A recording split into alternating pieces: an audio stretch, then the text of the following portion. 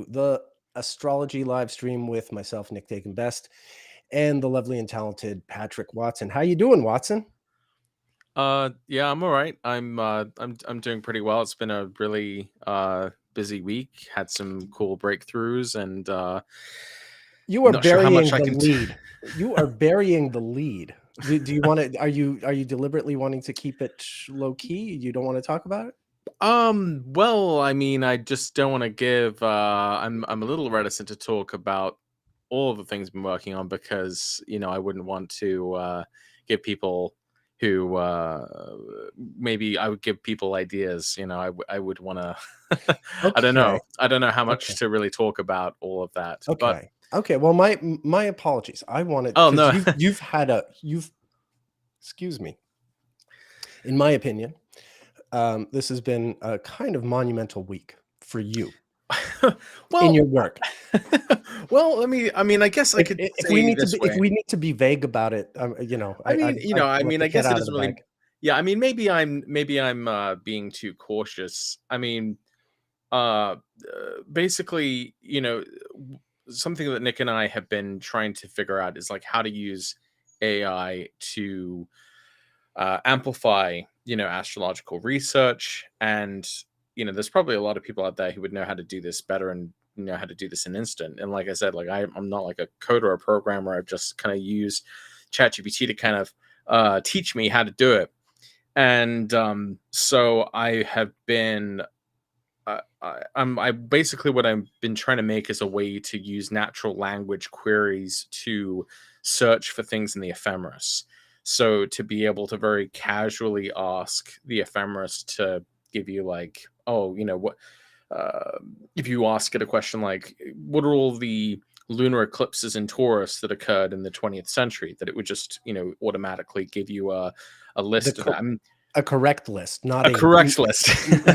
because it will give you a list, but the trick has been to not have this, whatever they call it, daydreaming, Right. Hallucinating. hallucinating AI, give you just faulty. Which, like a few months ago, for instance, some of our old listeners will recall, you and I were trying to get AI to tell us when Mars retrogrades happened, and it was making up dates. It had nothing to do with the actual transits. Right. So, I mean, the breakthrough that you've made this week is you've managed to, with regard to some very simple but important functions on this larger mission of ours, you've managed to get AI to give you some astrological calculations, very reasonably precise ones, that were fully accurate with no hallucinating. Right. Yeah, basically I got OpenAI to talk to the Swiss Ephemeris. So it had a good source to draw from, and it was able to respond to a natural language query, which is pretty cool. There's a lot more work that has to be done. I've been going back and forth on the exact way to do this, but the I guess the underlying concept has been proven. I Yeah. even with my rudimentary knowledge and skills, I'm able to figure out how to get these two programs to kind of talk to each other and get the information we want. I mean, ideally, you can start to imagine how far that could go, Yeah. right? I mean, you could if you had if you have a tool like AI, who able to make cross reference, you might be able to eventually get to the point where you could plug in a given aspect and just ask it like, what kinds of historical events this has coincided with, who is it going to hit next, Yeah. who's more likely based on the statistical analysis of past, presidents or actors or what have you, what can we basically creating giving AI the ability to predict the future potentially. Um, Conceivably, at the very you know, least, I mean, before we got there, I mean, maybe, I mean, that's the sort of the science fiction end of what we're yeah, working on. And when I say science fiction, like, 40 years ago, cell phones were science fiction. I mean, in that sense of the word, like, something that you can't right. imagine existing until it comes about. And that may or may not be, no pun intended, in our future. But at the very least, to have AI function as a sort of hyperspeed super powered version of my database and what I do with it in Solar Fire. Something Yeah. that has this perfect recollection, is not limited to me. And you know, I've I've gone pretty far as a single human being can go, but we really want something, you know, that's We just need a cyborg. even this Leo rising admits there's some limitations, that, you know, I am but one person. And yeah, Right. we need something that knows, you know, that knows the ephemeris, with perfect recollection, and knows history, and can look at correlations, understands enough, or can be guided to at least find much broader and more detailed, you know, cyclical returns, and things that connect different periods of history. And yeah, I mean, it's just it's going to be, it has a lot to offer astrology, but I think it would have a lot to offer a lot of other sort of facets of intellectual discourse as well, you know. For sure. I mean, I'm also just, it always kind of freaks me out to think about the kinds of things that have been lying there in plain sight, but because of our own limitations, we just maybe weren't able to recognize it. That a program may be able to pick out other kinds of patterns that exist. Yeah. You know, I've spoken before about how the work of Chris Carolyn has shown that there may be ways you can use lunar counts in terms of the square roots of Fibonacci numbers, and that those can project certain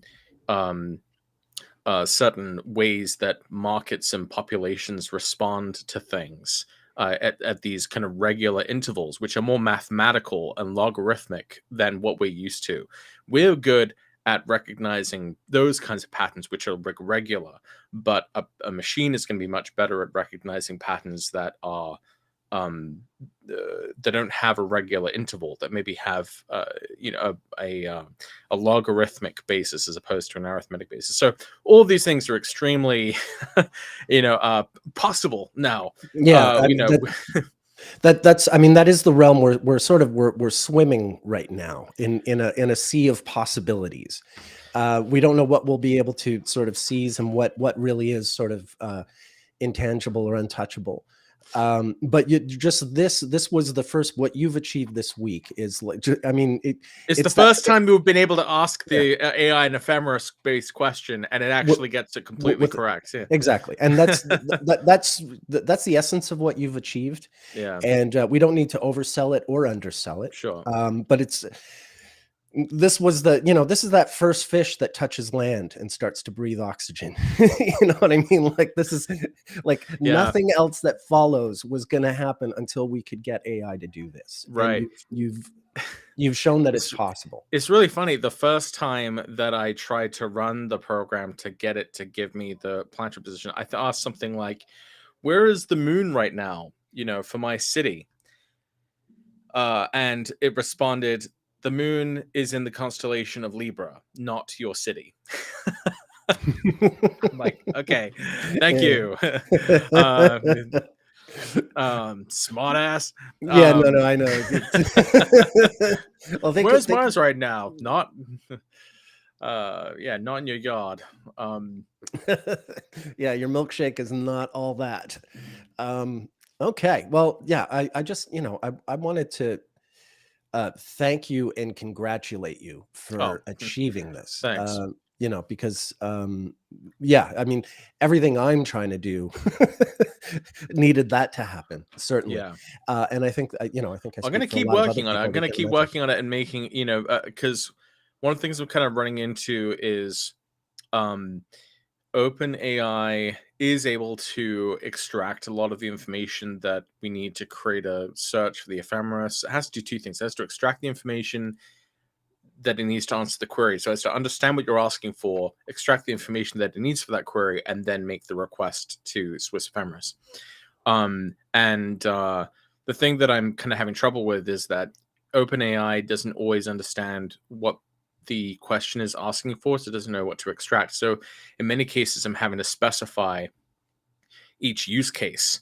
And so I've been thinking of like all of the different hundreds of things you might want to ask an ephemeris to be able to do to make it as useful as possible. But that may take some time, and I feel like I should be at the point where I can understand some of these things. So I'm trying to, I feel very much like I'm kind of doing this a bit blind, because I'm not like, I feel like I really do feel like a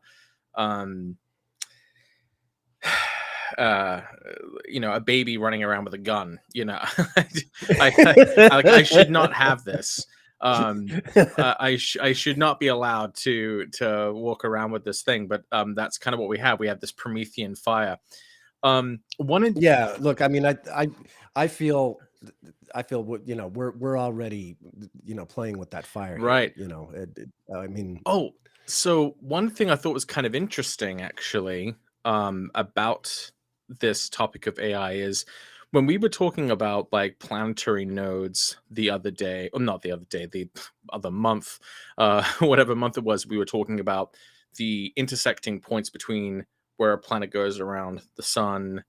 So the sun's path versus the path of the planet itself, the heliocentric nodes. I looked back at a few past examples of planets going past those places because I wanted to kind of understand that phenomenon, what it means. And so what I thought was really interesting is I know a lot of people like to connect AI to Pluto and Aquarius, but what's really interesting is if you actually look back at the date that ChatGPT was first released, you'll see that that happened in the aftermath of Mercury crossing its heliocentric node with the sun. So there was actually a really important Mercury event that occurred in the lead up to the release of ChatGPT. And I looked at a few other ones. I think there was one right before the release of WordPress, the world's most popular blogging platform. So you seem to, when Mercury is at those nodal crossings, and I think it's north and south node, or like in the maybe in the 20s or so of Taurus and Scorpio. So you end up getting these really pronounced mercurial events when Mercury is making a conjunction with the sun in these parts of the zodiac, in Taurus and Scorpio, because that's where it's actually crossing its node. And the path, the shape of the path of the planet after that point is either going to be above or below the sun. So I say all that to say that I thought it was quite interesting that Mercury recently just crossed its node again, because it crossed through late Scorpio. In fact, this is the first time that Mercury has done that since the release of ChatGPT. And just yesterday, Elon Musk announced the release of a new Twitter integrated AI called Grok. Yeah, it's a better name than X. Yeah. No one. Yeah, he's definitely not winning any awards for naming things, but hey, he's stepped up his game. Let's just be fair here. He's. But I thought it was weird that it happened at this time, like where Mercury is making this it's making that kind of nodal crossing. Now I don't think this one is quite as significant as the one preceding the release of ChatGPT, but it's kind of giving me the idea that when a planet crosses a node, that's when it's really, that can almost be considered another starting point or another beginning point of its whole cycle, which might make certain Mercury events more sort of significant than just your average run-of-the-mill Sun-Mercury conjunctions. There's ones that occur at those nodal crossings or at the nodal maximums or minimums, are going to be the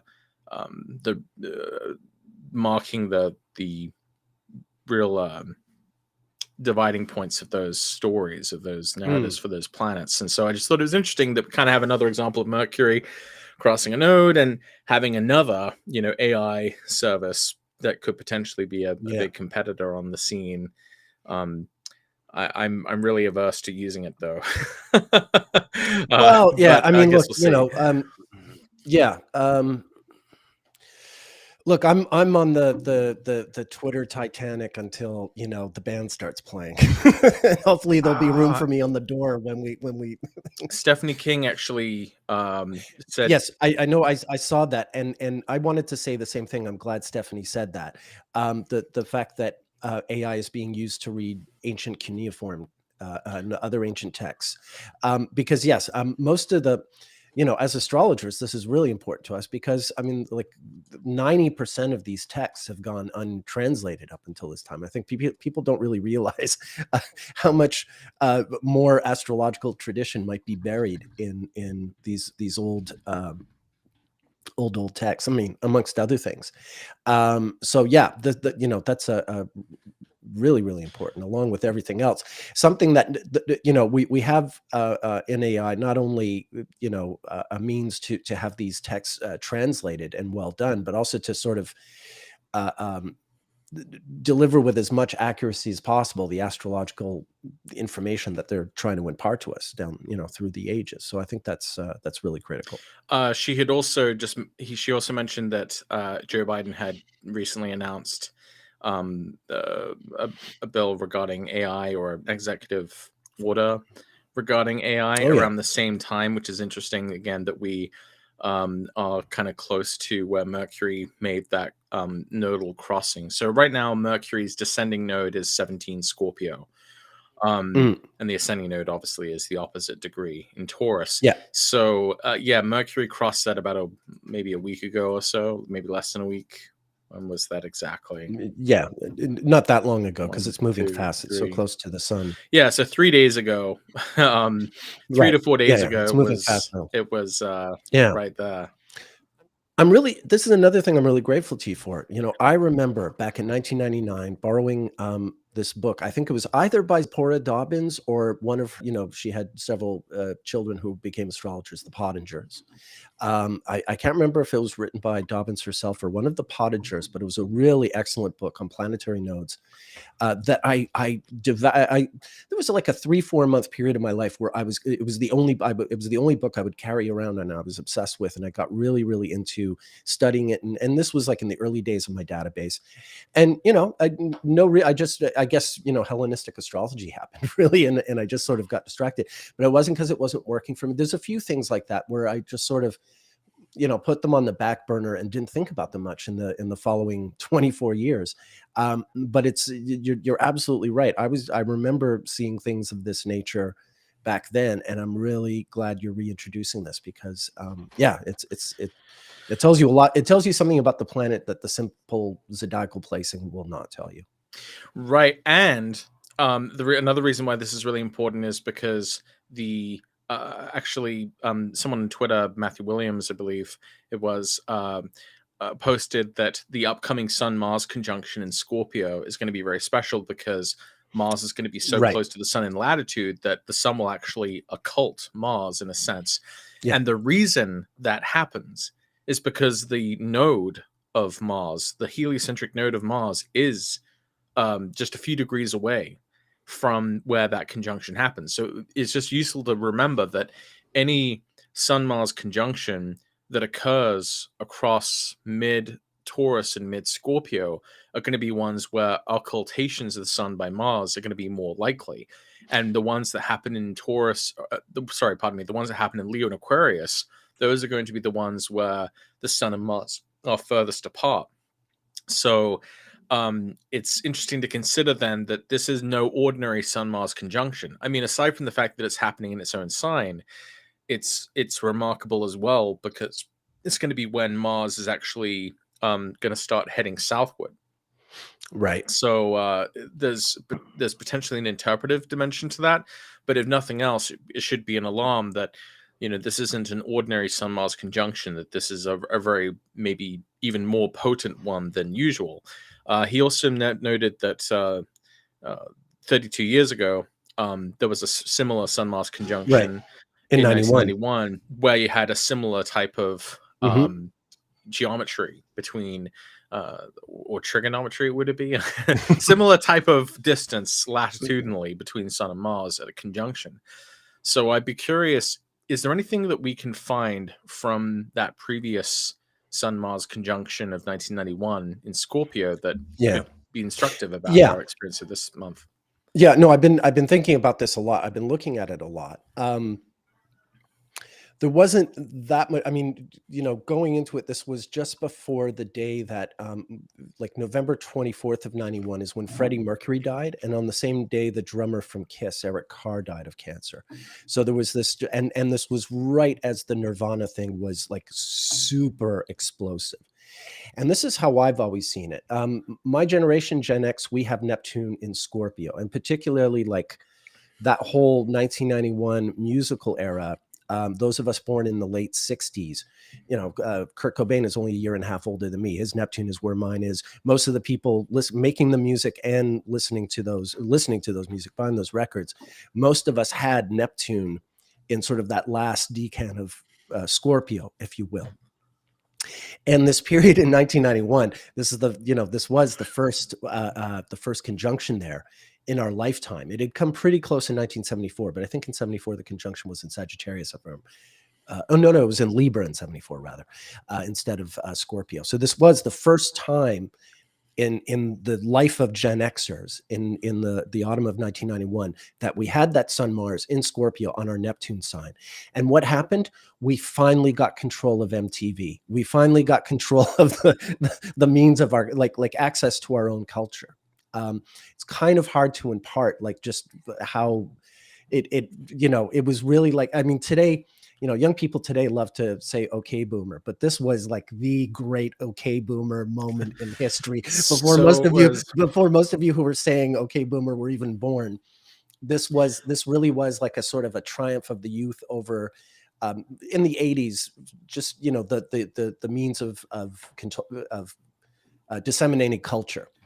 Your record labels, your all that stuff was all run by baby boomers at the top floor of high-rise buildings. And so suddenly, the passing of Freddie Mercury, the passing of that other drummer, that's about Eric Carr. Yeah, Eric. That's is that sort of symbolic then of the passing of an older god or something like that? Well, I think in the case, like, these were two really beloved figures, and there was a bit of a sort of that they had led this. Eric Carr had been fighting cancer, and Freddie Mercury, of course, was dying of AIDS, and only released it, admitted to it like the day before he died, I believe. So these were two sort of heroic figures who were succumbing after a long, powerful, heroic battle. People who have terminal illnesses, who are fighting for their lives, and who fight really hard and win a lot of battles, even though they lose the war. I think that's kind of what you get out of their stories. And that's the thing is, I mean, I see this sort of generally speaking with death. It's not so much a Mars thing, but more a Jupiter Saturn thing. You kind of have two reactions to someone's death. There's the Saturn reaction, which really is like sadness and mourning and like, oh no, this should not have happened. Something went wrong, those sort of feelings. And then there's the Jupiter death, which usually comes following a long period of suffering, where the response is more, oh, thankfully their suffering is over. My suffering, also watching this suffering, is over. There's a sense of healing. The mourning, in other words, was done while the person was alive, but struggling. And as opposed to the Saturn death, where the mourning starts with the death. And I feel, my feeling about Eric Carr and Freddie Mercury is they're more sort of Jupiterian types of deaths. Like, of course, it's tragic that they went. And it, the world was a better place with the minute, but given what they had been up against, like, their suffering was over, and I think anyone sort of close to them would have felt that way. I see. Yeah. But yeah, I mean, aside from that, I just think culturally it had a lot to do with that Mars Neptune hitting our Neptune. Now, that's a very subjective interpretation of what that meant, obviously, but it's the first thing that comes to mind. There's an interesting segue, though, that I wanted to bring up. You and I spoke earlier. We can come back to AI if you want, but Sure. Since we're talking about the Sun Mars, yeah, there's this other thing that I wanted to maybe bring up today, something you brought up to me earlier this week, which is the release of the new Beatles single. Oh yeah, right. Okay.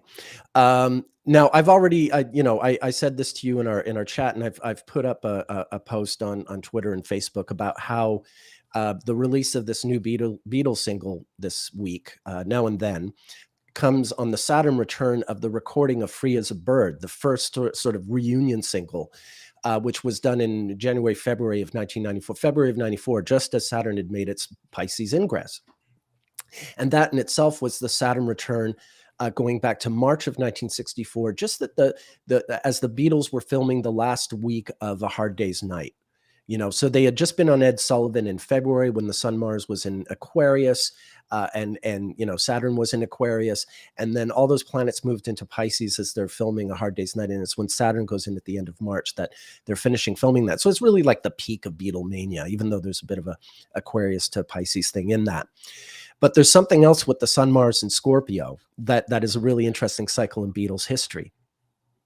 In December of 91, when the Sun and Mars had moved into Sagittarius, this is when George Harrison did this this one-off tour of Japan. He hadn't toured in fact, he hadn't toured, spoiler alert, he hadn't toured in 15 years, but I'll get to that in a moment. But the rehearsal for that tour would have been in the Sun Mars, preparing for the tour in Japan, which was it was like a week or two of dates in Japan in December of 91. And Harrison had Eric Clapton with him, and he did these shows in Japan. It was like totally out of the blue. Not something he would play one more concert in 1992 at like a benefit, and that would be it. He was not someone who played concerts, but he went on this whole tour, and played his old Beatles hits and everything. So it was a really sort of one-off. Now, if you go 15 years earlier, in November of 1974, that was the one time that George Harrison toured. This is this famous tour. I remember in 1974, I was 6 years old, and I went to school in downtown Montreal. For anyone who knows Montreal, I went to Victoria School, which would become FACE. This is on de Maisonneuve. And I lived on the plateau. I would take the 144 bus, which takes you on Avenue des Pins, all up around the mountain. All the private school kids from Outremont get on the bus, and then they get off at their private school at the top of the hill. And then I'd go all the way down to the bottom of the hill where the Montreal Forum is. The Montreal Forum being where the hockey games are played and where rock concerts are, including a George Harrison concert. So what I remember is I'm 6 years old. My dad's taking me on the bus, and we get off the bus at the Forum, and I see this huge long line of people lining up. This would be around September of 1974. And I say to my dad, what are these people doing there? And he's like, they're lining up for tickets to a George Harrison concert. And I'm 6 years old, but I'm already a Beatles fanatic. All right. I've already seen all 5 movies. Some of them I've seen more than once. And I'm like, we have to go. We have to go. My parents were broke. They were in their early 20s. Yeah. They weren't going to take a 6-year-old to a 3-hour-long rock concert and so on and so forth. Anyway, sorry for the diversion. That no, that's fine. But lo and behold, this was this period in November of 74 when George Harrison was doing this tour. He found it if you watch like videos from that concert, his voice sort of gave out very soon. George was a pretty good singer along with the other Beatles, but in the Beatles, they would play half-hour concerts where maybe he would sing one song. Right. Suddenly he found himself singing 2 hours plus of material, and he's like, "Oh, wait a minute." there was something useful about there was something useful about having John and Paul also sing songs. So you notice that it's sort of his vocal cord, and that he had a very early Scorpio moon, and this is when Uranus was going over his moon. So the moon being voice and things like that. But anyway. So that was a Sun Mars that went through Scorpio. The conjunction wasn't in Scorpio, but while he's on that tour, Sun and Mars are both in Scorpio, if you catch my drift, and reasonably close, because the conjunction had been in late Libra. And then if you go 15 years before that, you're in late 1961. And it's November 8th of 1961, when the Sun and Mars are in Scorpio, but headed towards a conjunction in Sagittarius, that Brian Epstein first walks into the basement of the Cavern Club and sees these boys in leather and is like, I should be their manager. The real sort of, nothing that, as great as the Beatles were, if that man doesn't walk into that basement on that day and make the decision that he did, all this other stuff is not going to happen. And so the whole sort of, him wanting to be their manager and him putting them in in suits and changing them in all the ways he did, making them a more sort of professional outfit. By January of 1962, they're already auditioning for Decca Records, who will turn them down and later regret it greatly. But then by May they find George Martin, and then by So August, what you're saying here is there's this like 15-year you iteration. can there's this 15-year thing, certainly. Like, I mean, the other thing that happened in November of 74 is that's when John Lennon appeared on stage with Elton John at Madison Square Garden, a rare thing for him. He only did that a few Right. times in his life, and that was the night that he's reconciled with Yoko Ono and gets back together with her. And it's also right in November of 74 that all the Beatles actually meet up. There is clips of Paul and George there, but they all, I think John signed from home, but that's the day that they all officially signed the dissolution of the Beatles. Like, when all the lawsuits they were involved in is all being settled, and they've dissolved Apple and Beatles, and they can be friends again because they're no longer suing each other. So that's actually maybe even a bigger thing. But I just find like the Sun Mars in 61, where it's Epstein finding the Beatles, and then 74, where they're dissolving that relationship, and then also George, personally, the sort of arguably the most scorpionic of the Beatles for having a Scorpio moon, Right. that he's on a tour in 74, that he's on a tour in 91. And then now this song that came out pretty close He's to like the back Cazimi. on tour in a sense, Well, beyond look, the grave. most bands today, they have a single and a YouTube video, and they've done Yeah. that. Right. Yeah. No, Yeah. it's Um, very odd. So yeah, I find the Saturn cycle thing very interesting, but also the Sun Mars Cazimi thing interesting. I mean, Sun Mars Cazimi. Here, do you mind if I share my screen? Yeah. No. Of course. Go ahead. We can come back to AI. Some people are like, oh, they were Oh, talking about AI, and now they're talking about the no, Beatles. that's okay. No, I thought this was really, really fascinating. If I actually still have our old chat on the ascendant rulers of the Beatles on my Oh yeah. YouTube channel from a long time ago. Oh great. So people can go on my YouTube channel, which I still have to kind of fix and clean up, but it is available on there somewhere. I have a talk with Nick on. We go through each of the Beatles and talk about their ascendant ruler placements and how that kind of reflects the sort of individual characters that they bring to the band. Right. So this is my Beatles file, which someday I hope to put up for sale. Has over 2,000 charts in it. It's one of my oldest files. Dang. So it has a lot of stuff. And so what I can do is I'm doing a search here in the Beatles file for Sun Mars conjunctions that are within a 10-degree orb. Maybe I'll make it a bit smaller, say like 5-degree, just so we can really zero in on stuff.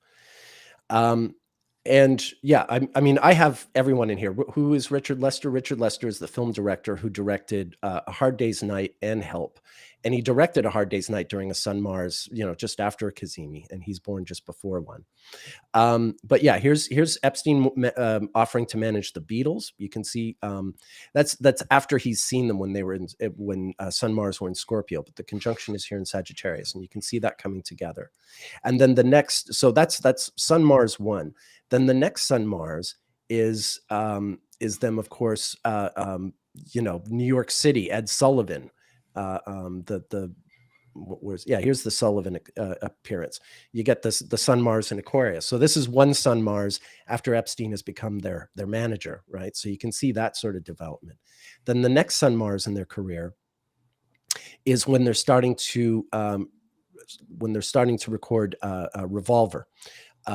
Most of Revolver is recorded under a Sun Mars.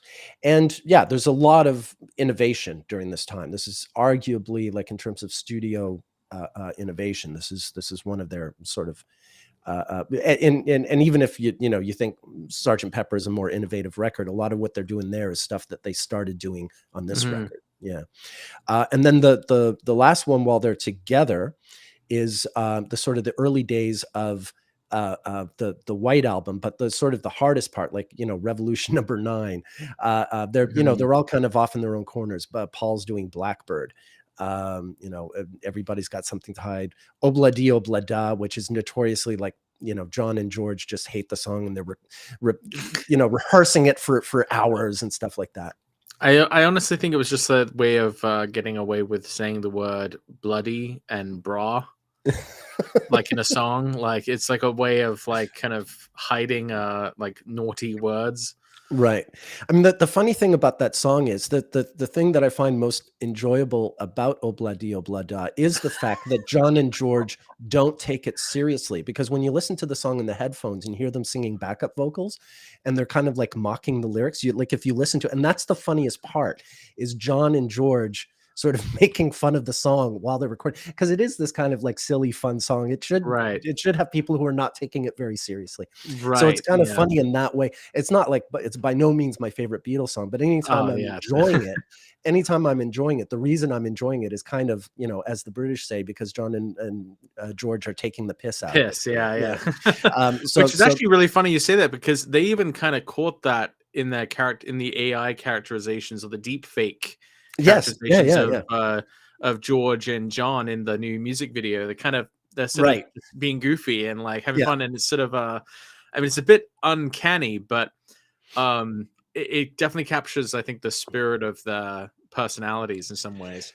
Yeah, absolutely. I mean, that They were was very part. playful, you know. Yeah, They were always cheeky little schoolboys, you very, know. very cheeky. Yeah, yeah, that was always part of the charm. I mean, you know, especially like if you're English or you're aware of sort of the English class system, just how jarring it was for these guys from the north with these thick Right. Liverpool accents and their long hair Yeah. to suddenly be in vogue. Like it was so unfathomable Right.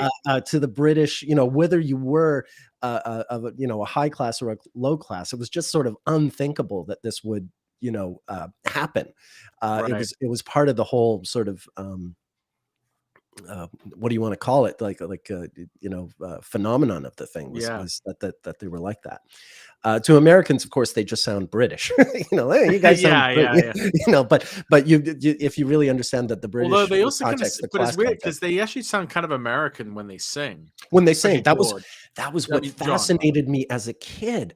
I would go to watch A Hard Day's Night, and they talk this one way, and then they sing this other way. And when I was 4 years old, I just found that so interesting, you know, like, Well, so and like, that makes what the well, it hell makes a is lot of this? sense though, right? I mean, they were kind of copying Elvis. You know, they kind of at different times. There's a couple of songs Oh, where it seems like they're kind of imitating they're their copying Elvis, they're copying Little Richard, they're copying Chuck copying Beach Berry, Boys, they're yeah, copying Everly Brothers, they're the Buddy Holly. I mean, uh they're copying all those yeah, guys. they're copying all of their contemporaries.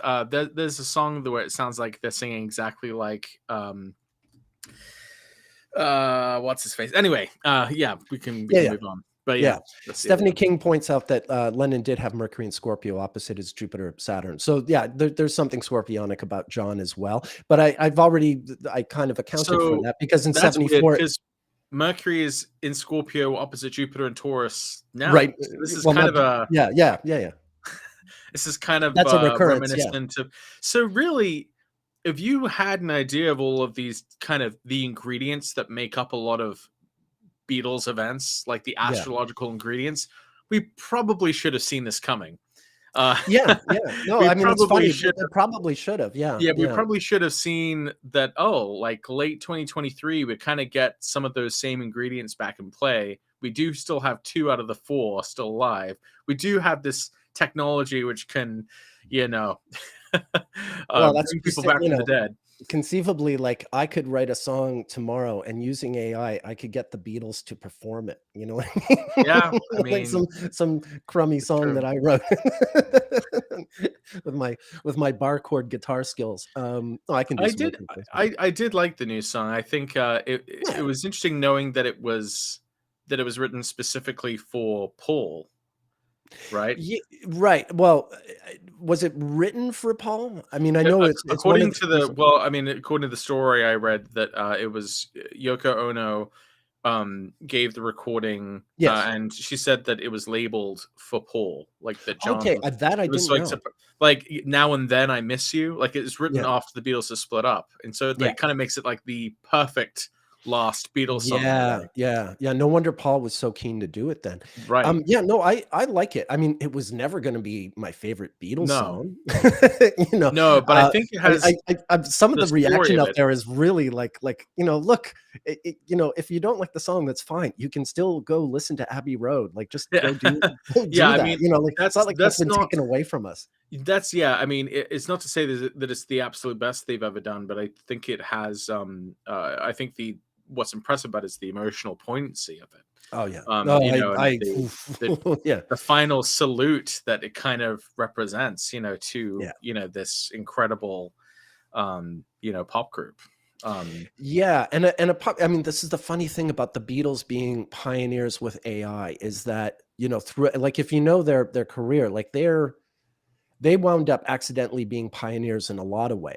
Right. In terms of recording technology. One of my favorite examples, actually, right around the chart I was showing you for when they're doing Revolver. Um, I might have told this story before. They noticed that on Motown records, the bass is a lot deeper than their own records, and they want like a deeper sort of bass sound on their records. And it turned out at the time there was literally a law in Britain, like in the recording industry, not a law, but like a rule that the recording industry imposed that like you couldn't go below a certain level with bass sounds. But they're just like, well, we're the Beatles. We do what we want. We want a bass sound. You must go f yourselves. I just want to go low. So and So we whip out our Beatles impressions. Yeah. right. And as I know, all our Liverpudlian viewers are suddenly turning off their they've just switched the channel. Where you're going, John? But you can, like, if you listen to the previous record, Rubber Soul, and the single Day Tripper and We Can Work It Out, and then compare it to Revolver with the Rain and Paperback Writer single, the difference in the bass sound is immediately discernible. You don't need to have particularly sophisticated ears to and that was and so these days, like if you're ever in your car and you're stopped at a red light and the kid next to you is blasting like hip hop with this like heavy duty booming bass, you can blame the Beatles because they kind that of was the original version of it. they Yeah, kind of made blasting that the speakers. they kind of made that possible, like really, like, because they wanted to go beyond what Motown was doing. So like, yeah, modern records with this like really sort of where bass is such a pronounced uh, um register in popular music. I mean, what would dance music be without bass? Some of it is just bass. I mean, with they didn't with a invent little bass, but drum I know machine. what you mean. No, but Yeah, I know giving what it you mean. giving it the Uranus Pluto treatment. I mean, that's what Revolver Sure. was being recorded when Saturn was opposite Uranus Pluto. It's the recording of theirs along with Rubber Soul that most aligns with that the conjunction and the opposition to Saturn. And yeah, there was a real sort of, it's like going from black and white to color photography. I think it's like that level of Well, coming yeah, I alive, mean, which yeah, was no, also actually happening on this is exactly the time when television was going from black and white to color, that same period. right. I mean, I know it happened obviously a lot earlier, but in some ways you can almost divide the history of music into when electricity entered music, and Sure. how it electrified the guitar, and then we had like the electrification of the keyboard and the synth, Yeah. and then the virtualization and synthesization of every kind of instrument possible. And before any of that, of course, the PA system, Right. the amplified voice, Right. Yeah. Yeah. yeah, No, for sure. I mean, Like, would Hitler and the Nazis have had the reach they did if they hadn't had that technology and allowed them to speak to like a whole arena full of people where everyone could hear every word he's saying? right. Yeah. I mean, no, sorry to bring them back into the picture, but That was they that was were a left legit. turn. No, but Whoa. they were legit pioneers of that kind of technology. It's not, it's not praising their Stephanie says ideology. here she's longing for Nick's version of Cosmos and Psyche with respect to music history. Oh, well, thank Music you. and Psyche, yeah. Music and Cosmos. That sounds like you could do that. Yeah. Well, a few like a decade ago, there was this astrology book about music that I was invited to contribute to by Frank Clifford, but my health was so bad I had to back out, and it's going to be something that I always kind of regret. I had to, during the because I was down for basically a decade where I couldn't Mhm. I couldn't produce work like that, and even write an article. It was very, very hard. So that's always going to be a regret I carry with me. And now that I'm healthy, I do think about doing things like that and sort of, certainly making videos. I'm right now. I'm more focused on trying to make good astrology videos. I think they reach further than literature, but the plan is after I make some good videos, sort of consolidate that material into printed form. So yeah, maybe hopefully at some point I get to do a book like that. Let's hope I live long, folks. I'm sure you will. Yeah, well, AI can help me make up for that time. Yes, yeah, good point, Stephanie. I think she's right.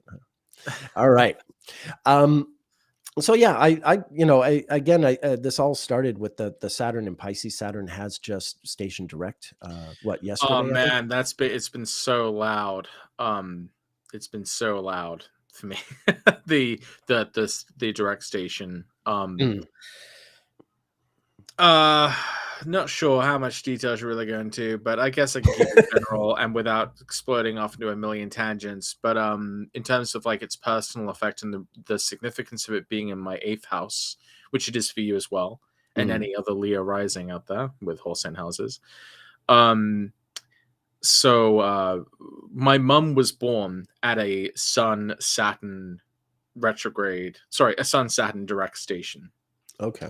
And yesterday was the wedding of my brother, who got married to his wife now.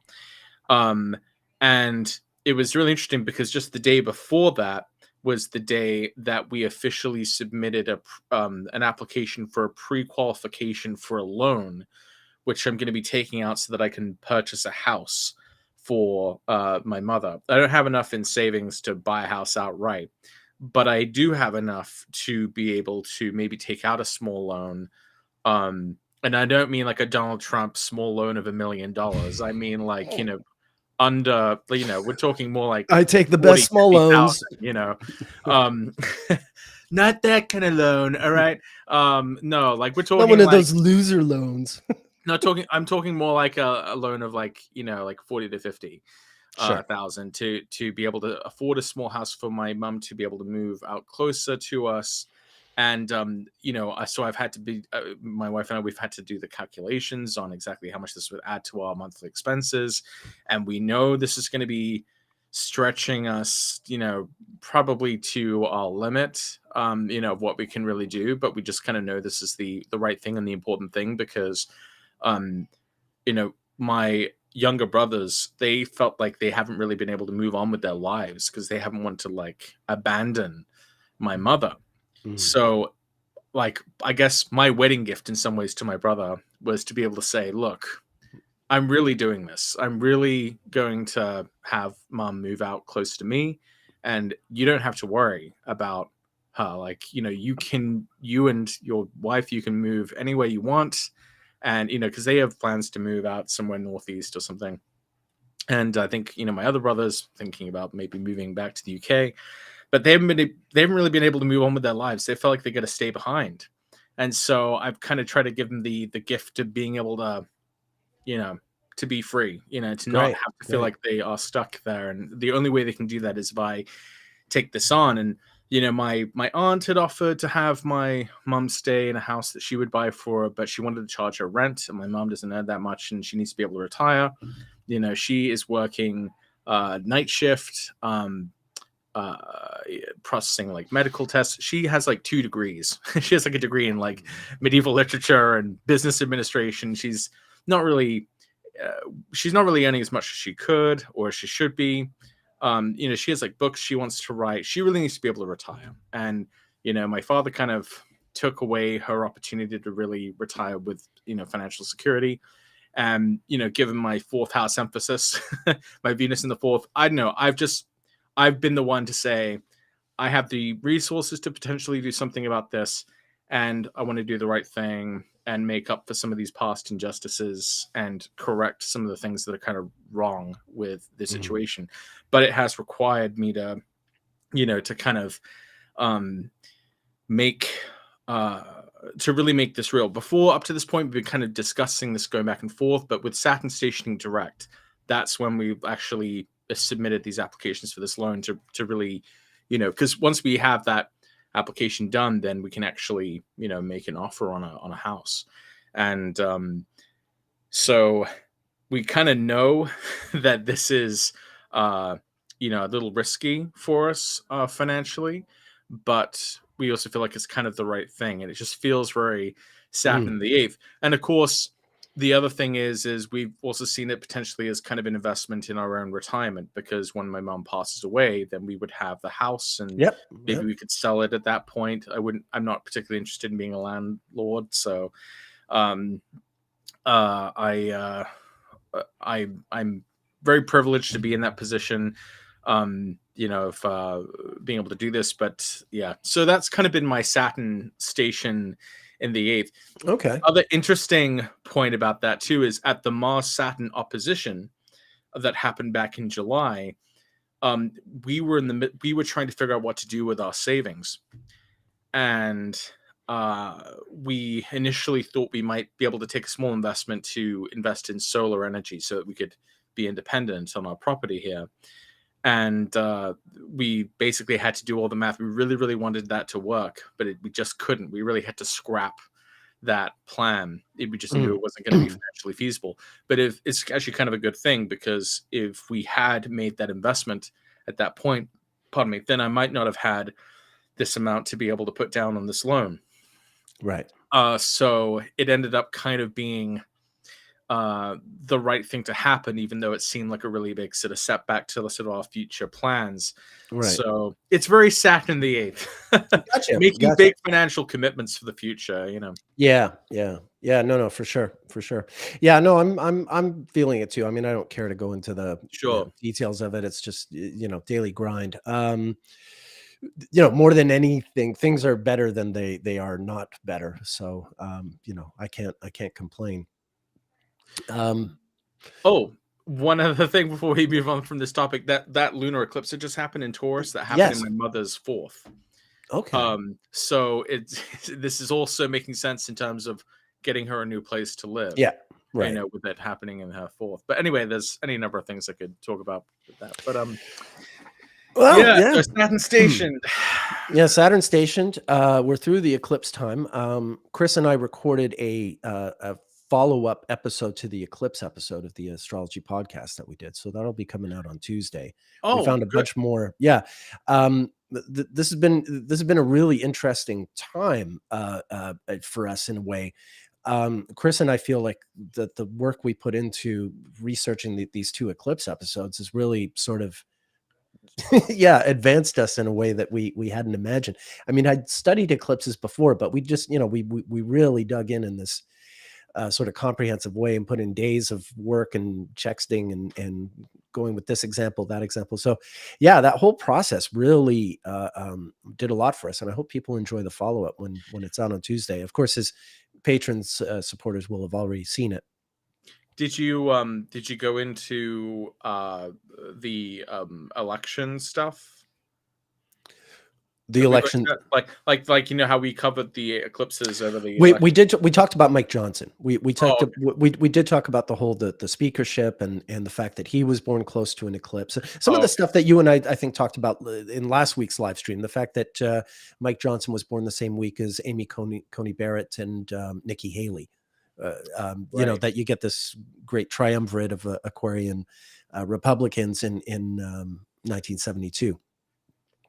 But that, we covered a lot of different things.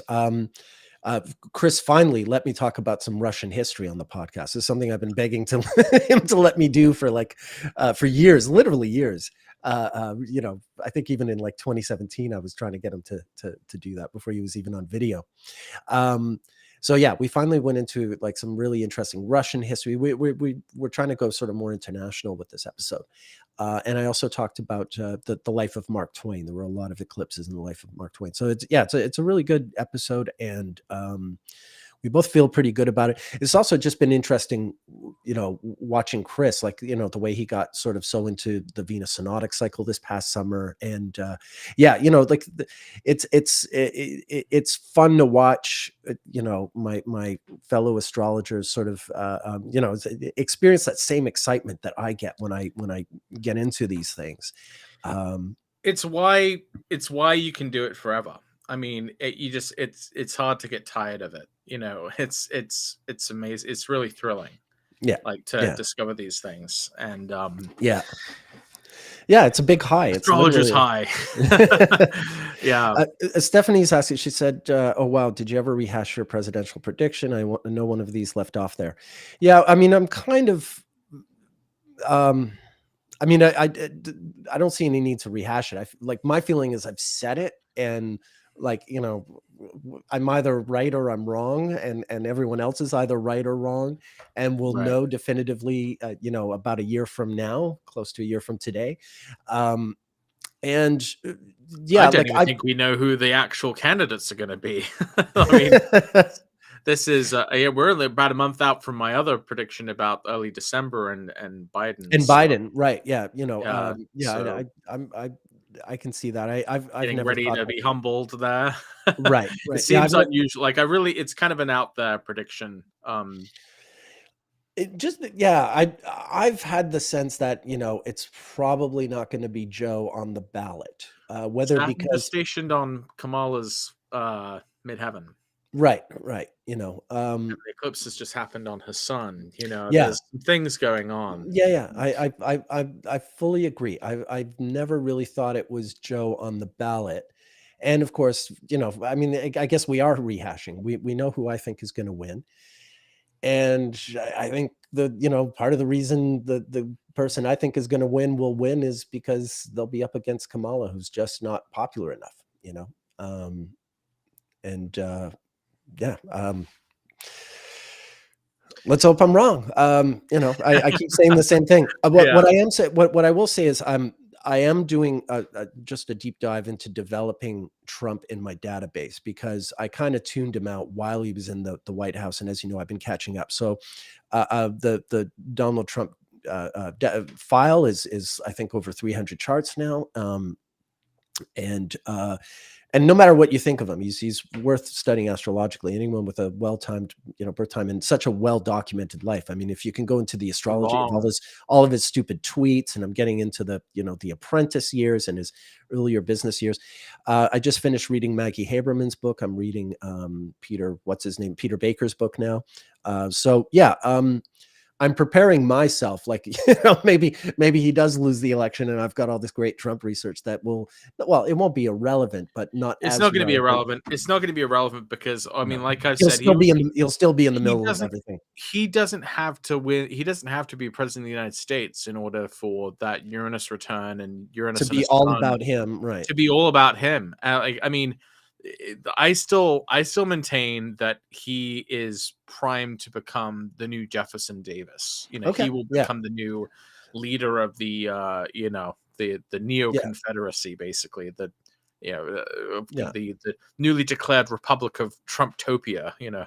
yeah, In and whatever. I've and to as we rehash, I've agreed that, yeah, if I'm not right about him actually becoming president, I mean, yes, Jefferson Davis was the Gemini who had the Uranus transit in the last time around, um, whereas Abe Lincoln had the solar return with the Uranus station happening, on his solar return, Mhm. much like Roosevelt did in 1941. And then, yeah, in the Revolutionary War, it was King George III and Patrick Henry. They were the Geminis who had Uranus conjunct their sun So what we should on the be two looking sides of for things. is there's someone who has the sun in Aquarius, someone with the sun in Yeah, Aquarius, maybe yeah, even Pisces, who ends up kind of being the person to yeah. And somehow and even better, if run you a great really want them calendar. to be like Roosevelt or Lincoln, not only do they need to be an Aquarius, but they need to be born very close to a Mars station. Lincoln was born, with Mars stationing direct. Sorry, with Mars stationing retrograde, and Roosevelt was born close to Mars stationing direct. Well, Um, there's only a few possibilities then for what that could be, because if they have the sun in yes, Aquarius with Mars stationing direct or retrograde, then it would suggest that it would have to be a Mars retrograde that occurs like around, like, either stationing.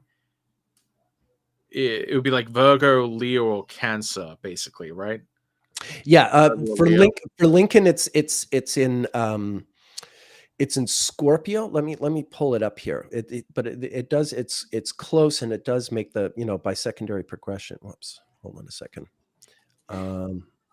Just bear with me here. Basically, I'm trying to backdate the who this could potentially be. You know, Yeah, that yeah. someone's Well, already on the scene or not. okay, sorry. Lincoln's Mars rather is in Libra, 17 days before the retrograde station. So when he was 17, here I'll share the screen. I knew it was somewhere around there. I hadn't looked at it in a while, but I'll share it with you. So you know what I'm talking about. Yeah. And maybe we can come to something together here. So this is Lincoln's chart. I mean, it's undated, so it shouldn't have angles. Untimed, rather, it shouldn't have angles. This is just a solar sign chart, which is what I do if I'm doing a noon chart. But you can see Mars and Libra there, and it was 17 days before it stationed retrograde. And then if you put up Roosevelt, where is he here? American history,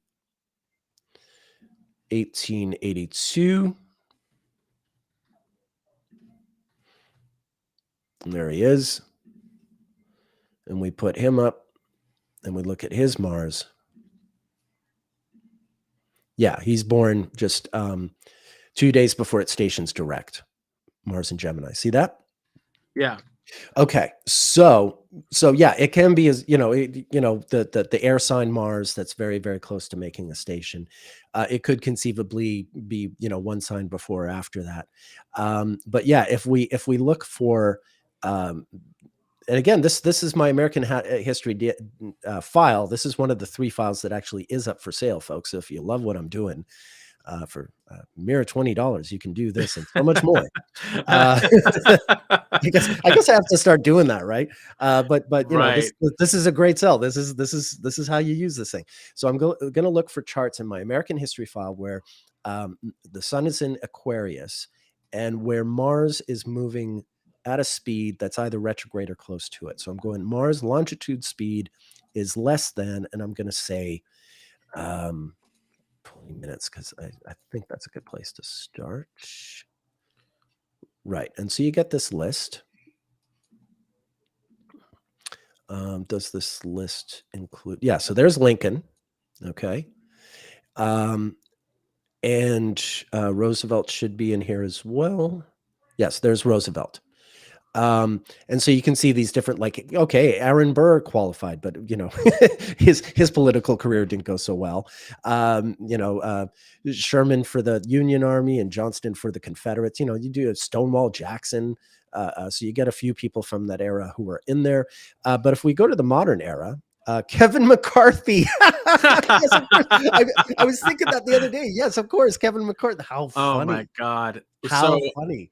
Okay, but look, like you can see yourself. Like I'm going to go through. These are people who've been politicians lately.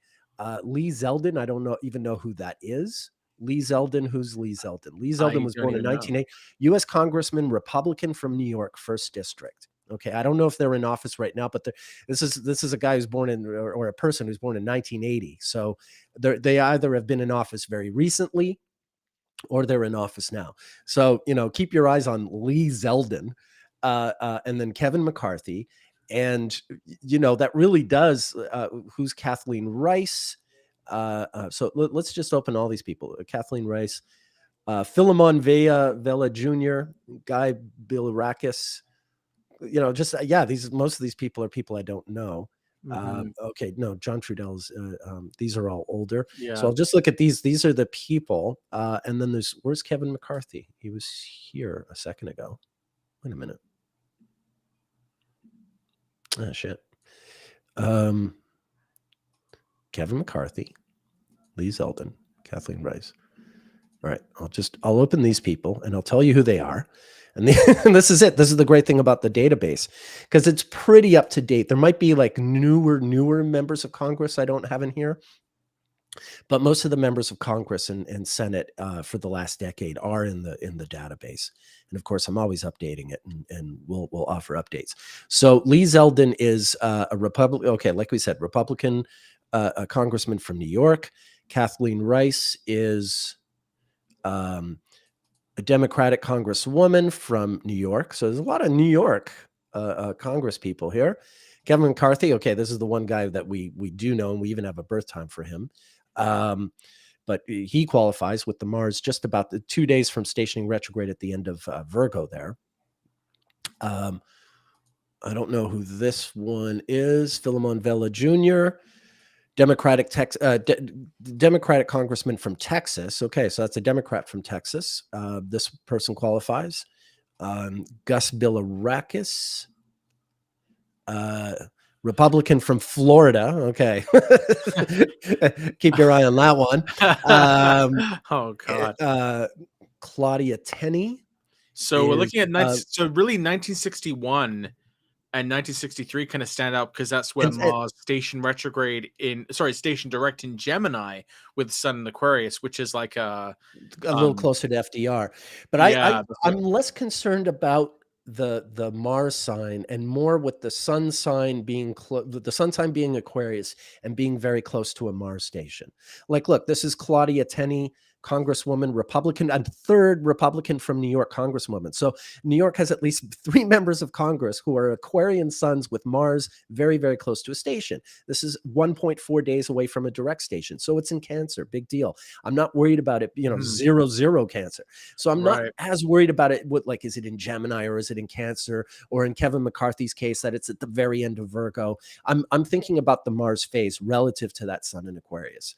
Yeah. To me, that's the thing. And then there's just one other person here, Kevin Kramer, who is a Republican senator from North Dakota. So everyone else was a member of Congress, but there's this one senator. So I think it's interesting that there are 3 members of Congress from the state of New York.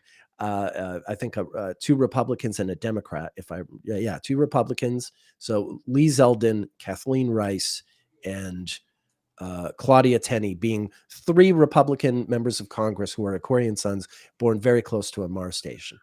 Now, what about January 1976? Because that's when you get Sun in Aquarius with Mars having stationed direct in Gemini. Right. January of 76. Do I have anyone here? Kevin Yoder, Republican congressman from Kansas. So obviously the Sun ingresses into Aquarius after January 21st. So, and Mars stations on January 20th.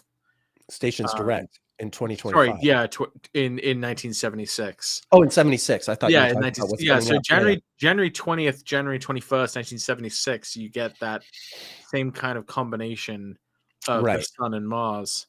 So that would be another potential time frame for kind of FDR like character to be born. Right. Well, I don't have anyone in American history who really fits that bill. Kevin Yoder is a Capricorn sun, so we are trying to find an Aquarius sun, right? Aren't we? I feel like we're like the Magi looking for the birth of Jesus, Yes, we the birth or the birth of Satan. Yeah, right. The Antichrist. Yeah. Here's your frankincense and myrrh. So the person you're looking for is Emma Button, known as Baby Spice from the Spice Girls. This is the person. This is the person you Baby think Spice will save us. We'll save the world from Baby tyranny. Spice for president. There you go. Wow, that is definitely unexpected. Okay, wow. If you want to be our head of state. Yeah, I don't know. That's really, really funny. Yeah. I'm gonna ask ChatGPT just to see if it knows about what members of Congress were born. I'm gonna extend the search to February just in case. Born in January or February. Oh, we're getting some great feedback on the stuff I was talking about here. Evan says Zeldin ran for governor of New York and lost badly. Okay. Oh, this is really fun. Thank you for the feedback, guys. Because I'm literally, I tend to know who a member of Congress is if they're notorious for some reason. Sarah Palin. No, Sarah Palin was born in 1964. She was born in the Ed Sullivan. Yeah, exactly. she's got the Sun Mars conjunction. Yeah. Not okay. not a retrograde. Okay, so ChatGPT says January 8th, Kevin Yoda. January 23rd, Nan Whaley. January 27th, Mike Winder. February 5th, Jamie R. Harrison. Oh, that's great. Okay. See, wow. So there's even more to look at. So let's see who those people are.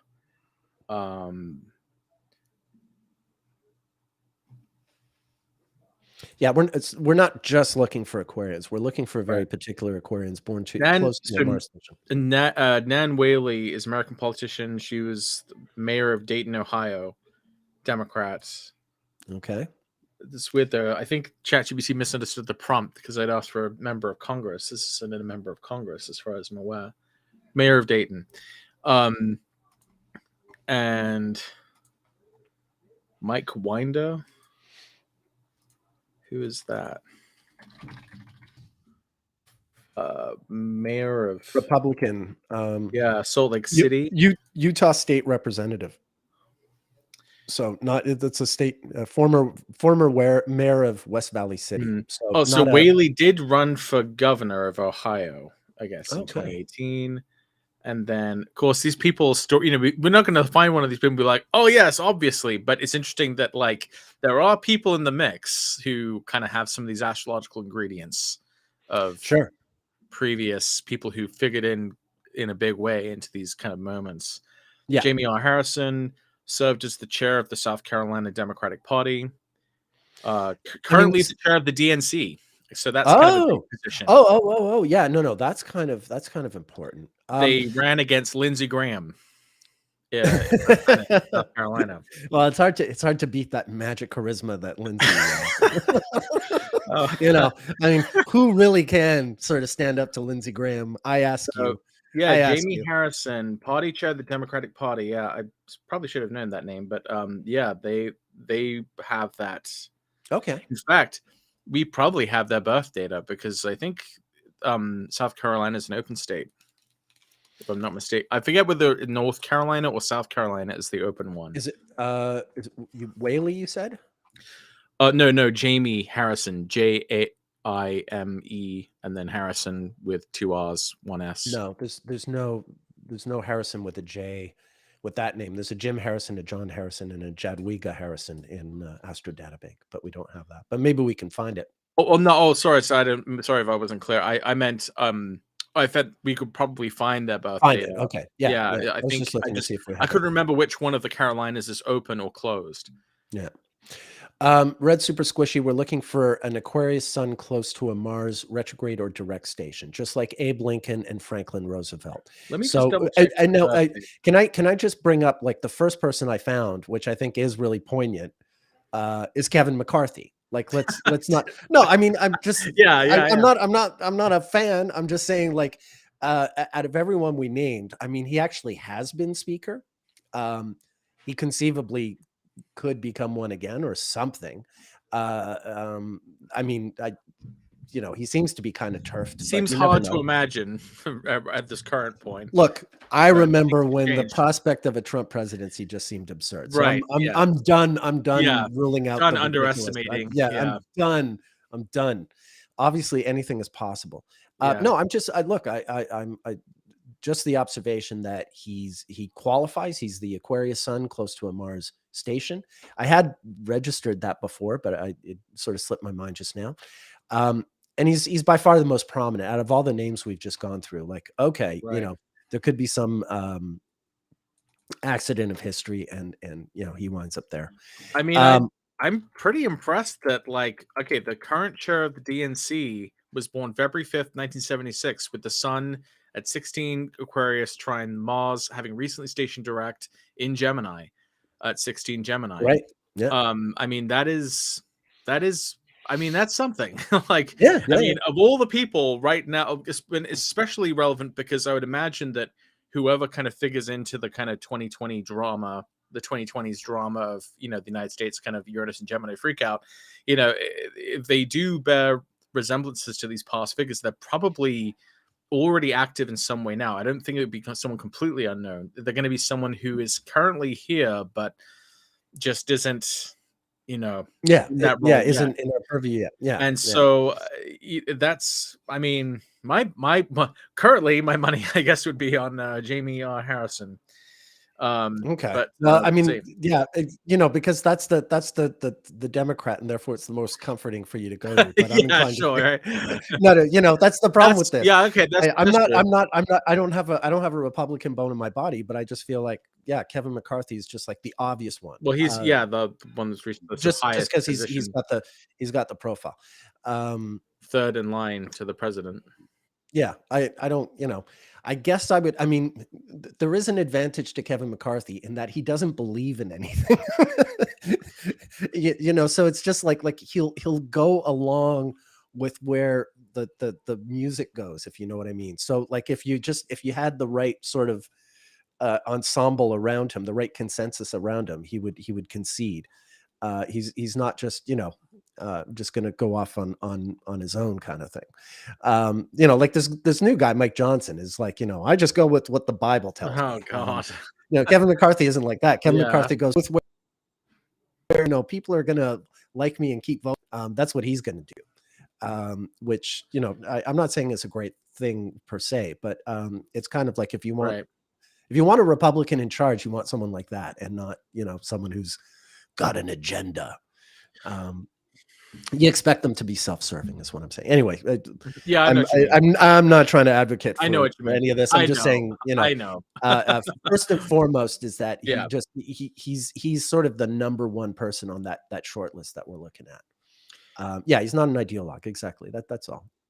Yeah, I know what you mean. That if you had to have a Republican, it's like, yeah, someone who's more interested in in staying in office than in doing something radical. All right.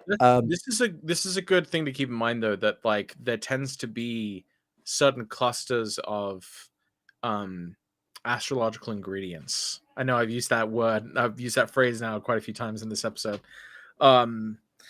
That seem to be associated with a particular type of person who ends up fulfilling a particular role in a situation, or even just certain astrological characteristics common to a particular group, or and it would be really cool to kind of actually collect as many of those as we have, and kind of project forward, when do those things sort of come back together again, and when did they happen, what people could we expect to sort of end up fulfilling those roles, when they kind of come up again, when they're called up for duty, as it were.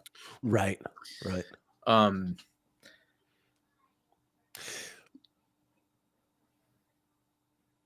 I think he's voted for Harrison, even though he's Republican. Jamie Harrison is a Democrat. Yeah. Yeah. That was what I understood. Yeah. Although maybe in South Carolina, even your Democrats are Republicans. Who knows? I don't know. Yeah, I'm not appraised of South Carolina's particularities. In any case, yeah. How are you doing? We never actually we went off the AI train right at the beginning, and we never got to ask you just how you're doing. Oh, yeah, no, I'm good. Like I said, I was working on the episode with Chris. I've released the database, 3 files from my database for sale, and the response to that has been really encouraging. So I'm working on setting up a shop on my site where I can sell more of my database, probably on some kind of subscription model, because everything needs to always be updated. So, one of the other sort of things I need to tackle is everyone who's bought the database so far to sort of transport them to my system so they can get updates of the files that they've purchased already, and hopefully purchase other files if they appeal to them. So things like that Beatles file I showed earlier, I've got files like that on all these different musicians, filmmakers, politicians, authors, a lot of really interesting people. Like I said, I was covering Mark Twain on the Astrology podcast. So like, he's the kind of person where I've gone through the life chronology and entered it all into a file. And so there's this searchable file of different people and events related to, in this case, Mark Twain. And that's how I was able to produce the material we're doing on the astrology podcast. A lot of what we do, a lot of what I do, a lot of what you do, a lot of what Chris does makes use of these of this database. So yeah, I'm making it available to people, and it's probably going to go off in some really interesting directions, to sort of decentralize this research and put it out in the world, and maybe also inspire other people to develop these things in ways that wouldn't occur to me. And of course, this is a step, like we've been saying, to segue our way back into AI. That ultimately, what I want is to develop this approach using AI, and ultimately to have AI be your one-stop shop just for astrological calculation, research, tutoring, and guidance. Maybe eventually, like literally, like you have an astrology app that a prediction machine. Well, that like imagine, you have this app, and you grow up with it. This app knows, like, when you first, like, cut your finger or broke your first bone, or had your heart broken the first time. And then, you go through life, and eventually you're 25, and you're not just talking to an AI that knows astrology really well, but knows everything that's happened to you and the astrology behind it. Like just imagine, like, transport yourself to where this is science Yeah, that fiction. doesn't sound like a privacy nightmare at all. Well, except that, except that this would be like, everyone would have their own. You're It's right. not necessarily shared in a everyone would Yeah. have their own sort of companion, Right. their own astrological guide, like your AI own sort of, assistant. Yeah. yeah, your own mother, father figure, God, voice of God, that you're carrying around with you, that can advise you on any number of things. I mean, again, I'm going into the science fiction of this Right. because, Well, it's going to get really, really weird, because eventually, at some point, especially as AI continues to develop, we may we may eventually see what AI thinks of, like, the fate versus free will issue. Once it's had enough examples of being able to project things into the future, um, yeah, it yeah, might maybe, start to develop an opinion. Well, yeah. I've seen this happen enough times that Well, this is in my kind of a opinion, I mean, right now we're just stuck with a lot of human beings who know very little, who form opinions on the matter with ultimately not a lot to go on. And I would like to have a mind that really can understand this. yeah. I don't really, no human opinion on this subject is really worth much to me, It's honestly. Not my own, not anybody it's else's. well, yeah. I mean, it's kind of above our collective pay grade. I think so. Yeah, We just you can have an opinion and you're entitled to it, but I don't see much value in anyone's sort of thought on the issue. We don't know very much. We just yeah. don't know very much about what's going on around us.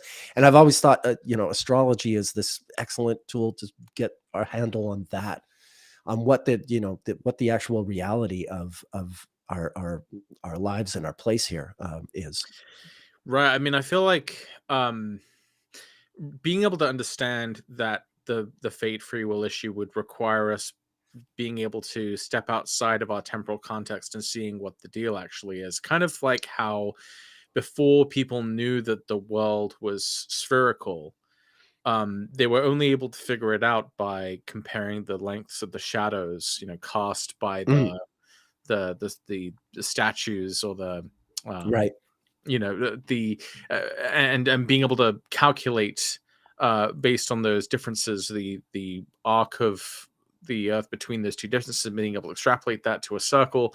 I feel like we're kind of in that same sort of position with time, that uh, we can't really see what our temporal context is, because we have no way of extracting ourselves and seeing what we are, where Yeah. we're at from outside. If we were able to, I don't know, travel to some higher dimension, to be able to look on the third dimension from the fifth or something like that, maybe we'd have a sense of what the structure of time actually is, and if it is fixed or if it does branch off.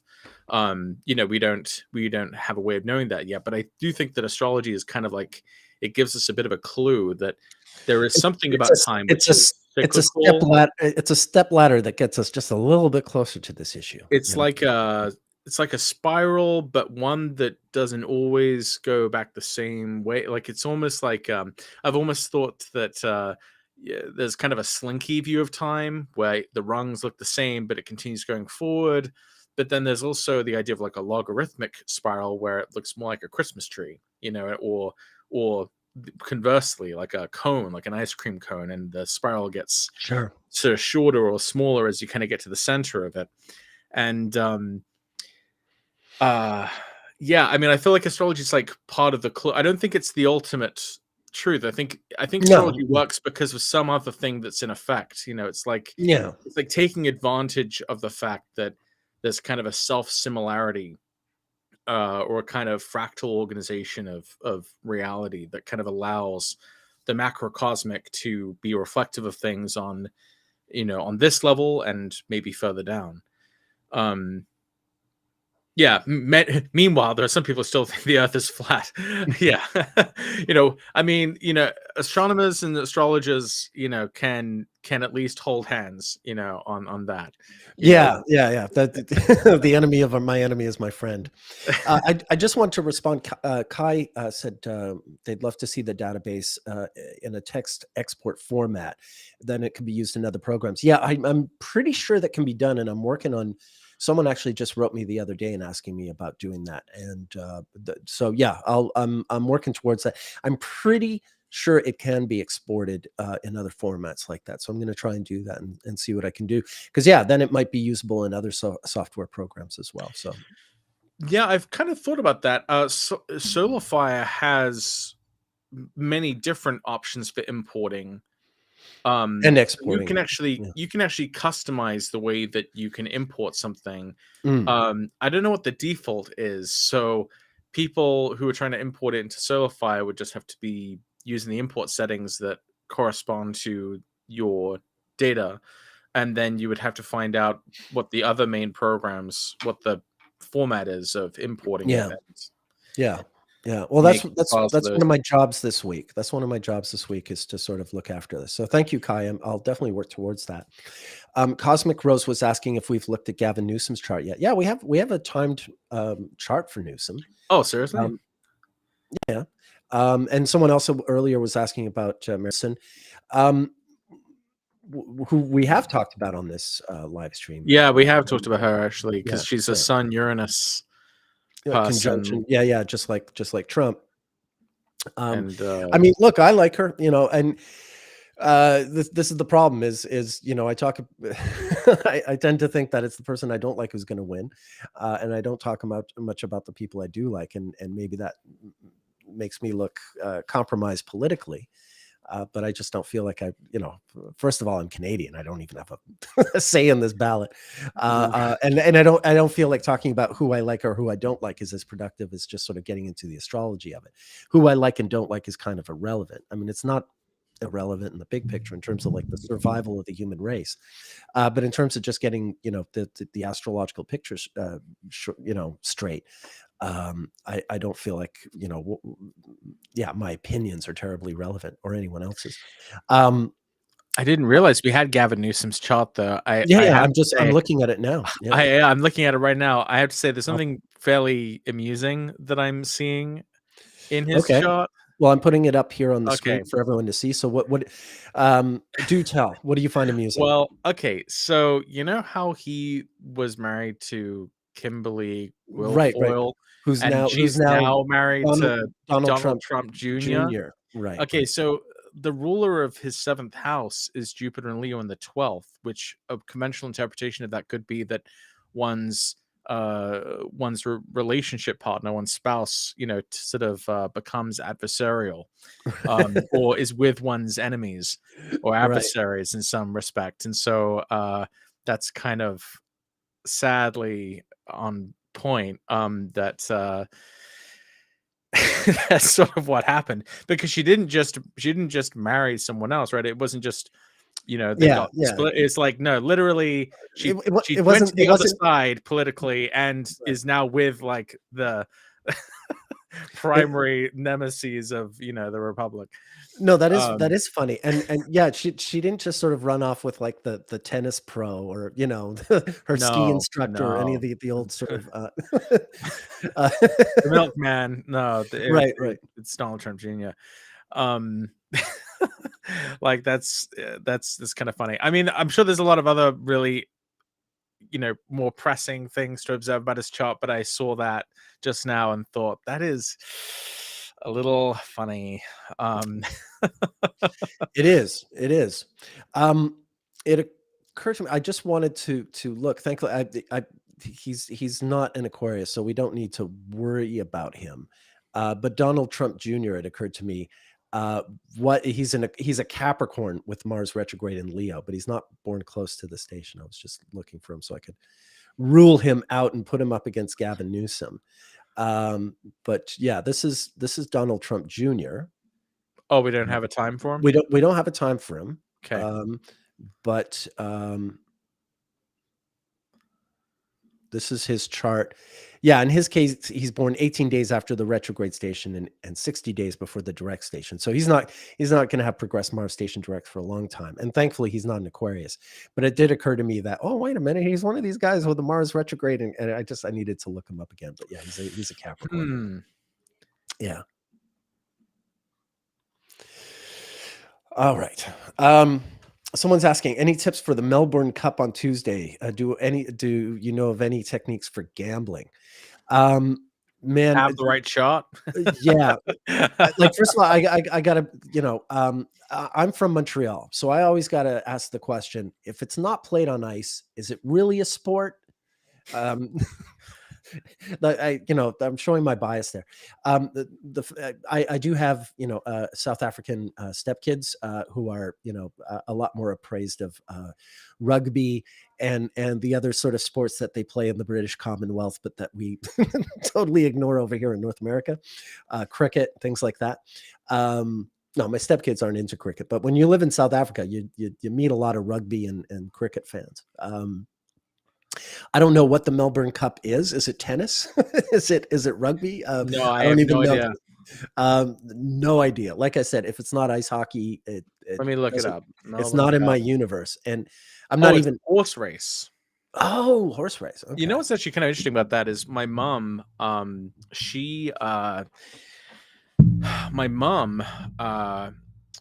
She rode horses when she was young, and she won several competitions in show jumping, and she's been pretty obsessed with horses. And when she moved from the US to the UK, she really loved how much like horse racing there was there. And I remember hearing her like screaming at the top of her lungs at Saturday morning, whether she was winning or whether she was losing the horse race. We always kind of knew, oh yeah, it's Saturday. She's screaming at the TV over the horse race. But she said she would use astrology to pick the winner. Now, she didn't obviously have any natal charts to go off of or anything, but she would look at the transits of the race, and she said that she would try to link, whatever looked most positive in the sky with the names of the horses. And she said that she actually had fairly good success with that. In fact, she did so well that one year she actually won the champion tipsters competition for the BBC, and she got this like huge cash award and this like plaque saying you're good at gambling on horses. And for her, I think it was the fact that Jupiter ruled her 11th and was in the 6th house of animals. Okay. It also rules her 2nd house of money. The ruler of her 5th is Mercury retrograde conjunct Jupiter in Cancer. That's kind of the way that I understood that. Mercury also rules her 8th as well. So she had, a conjunction of the ruler of the 2nd and the 8th in the 6th. And so she ends up kind of having like really good luck betting on horses. Okay. But that's all I can really offer. Yeah, for my part, when it comes to sports and astrology, I've worked with Muhammad Ali, and I've looked at the history of boxing. I've got a file on Jack Johnson and George Foreman, Joe Frazier, and Ali. I'm not a big boxing fan. It's probably like sometimes, I do a lot of work on Ali, and I'll watch, video of his boxing matches. It's like, I really don't like I don't like the sport at all. You don't like watching guys pound meat? Oh, Watson, look, This but I'm. this But is here a I go. good channel. No, if I want to see guys hitting each other, I'll watch a hockey game where there's like more to it, and not the fighting is just sort of Tell me extraneous. you're from Canada without telling me you're from Canada. I'm not just from Canada. I'm from Montreal. You don't understand. In Montreal, ice hockey was invented in Montreal, and it's more than just a sport. It's A way of life. it's a part of the culture in a really deeply ingrained way. And when you think of it, like you've got this island city, the only place in the world where English speaking and French speaking people share a living space. And that building, the Montreal Forum that I was talking about earlier, where the hockey games happen, is one of the only buildings in the city where you would regularly find large groups of English and French speaking people under the same roof. So there's, and so much of the history of the sport has to do with that, the sort of the natural antagonism, if you will, between those two camps. And there's so much in Montreal history that's connected to it, to the history of the sport. So I'm interested. I'm not someone like, when I was in Alberta a week ago visiting a friend, we watched one period of a hockey game because the Montreal Canadiens were playing, and I enjoyed it fine. And the Habs won, in overtime, so that was great. But I'm not someone who can follow a team and get know all the statistics of all the different players, and I can't be like a sports fan person, but I have a basic sort of Montrealer connection to hockey, and because of that, as an astrologer, I'm interested in the dynamics of team sports. Like, how would you predict a team sports game where it's very complex? You can't, do you just look at the coach's horoscope, or do you need to look at the charts of all the players, the charts of the goalie, the foundation charts of the teams? There's all these different sort of questions that come Event up. charts of the Of the games. Yeah. So I have a file on ice hockey, and most of it, being from the sort of the golden years of Montreal hockey in the 50s, 60s, and 70s, when the Montreal team was just, winning the Stanley Cup half the time. Those days are long gone, but that's about as far as I go. I use my research on hockey for like a sort of, it's a research project for astrology, not one that I'm super focused on, but one that I work on, through the years. And then boxing more specific, where it really does just come down to like an individual personality and their physical, capabilities from year to year.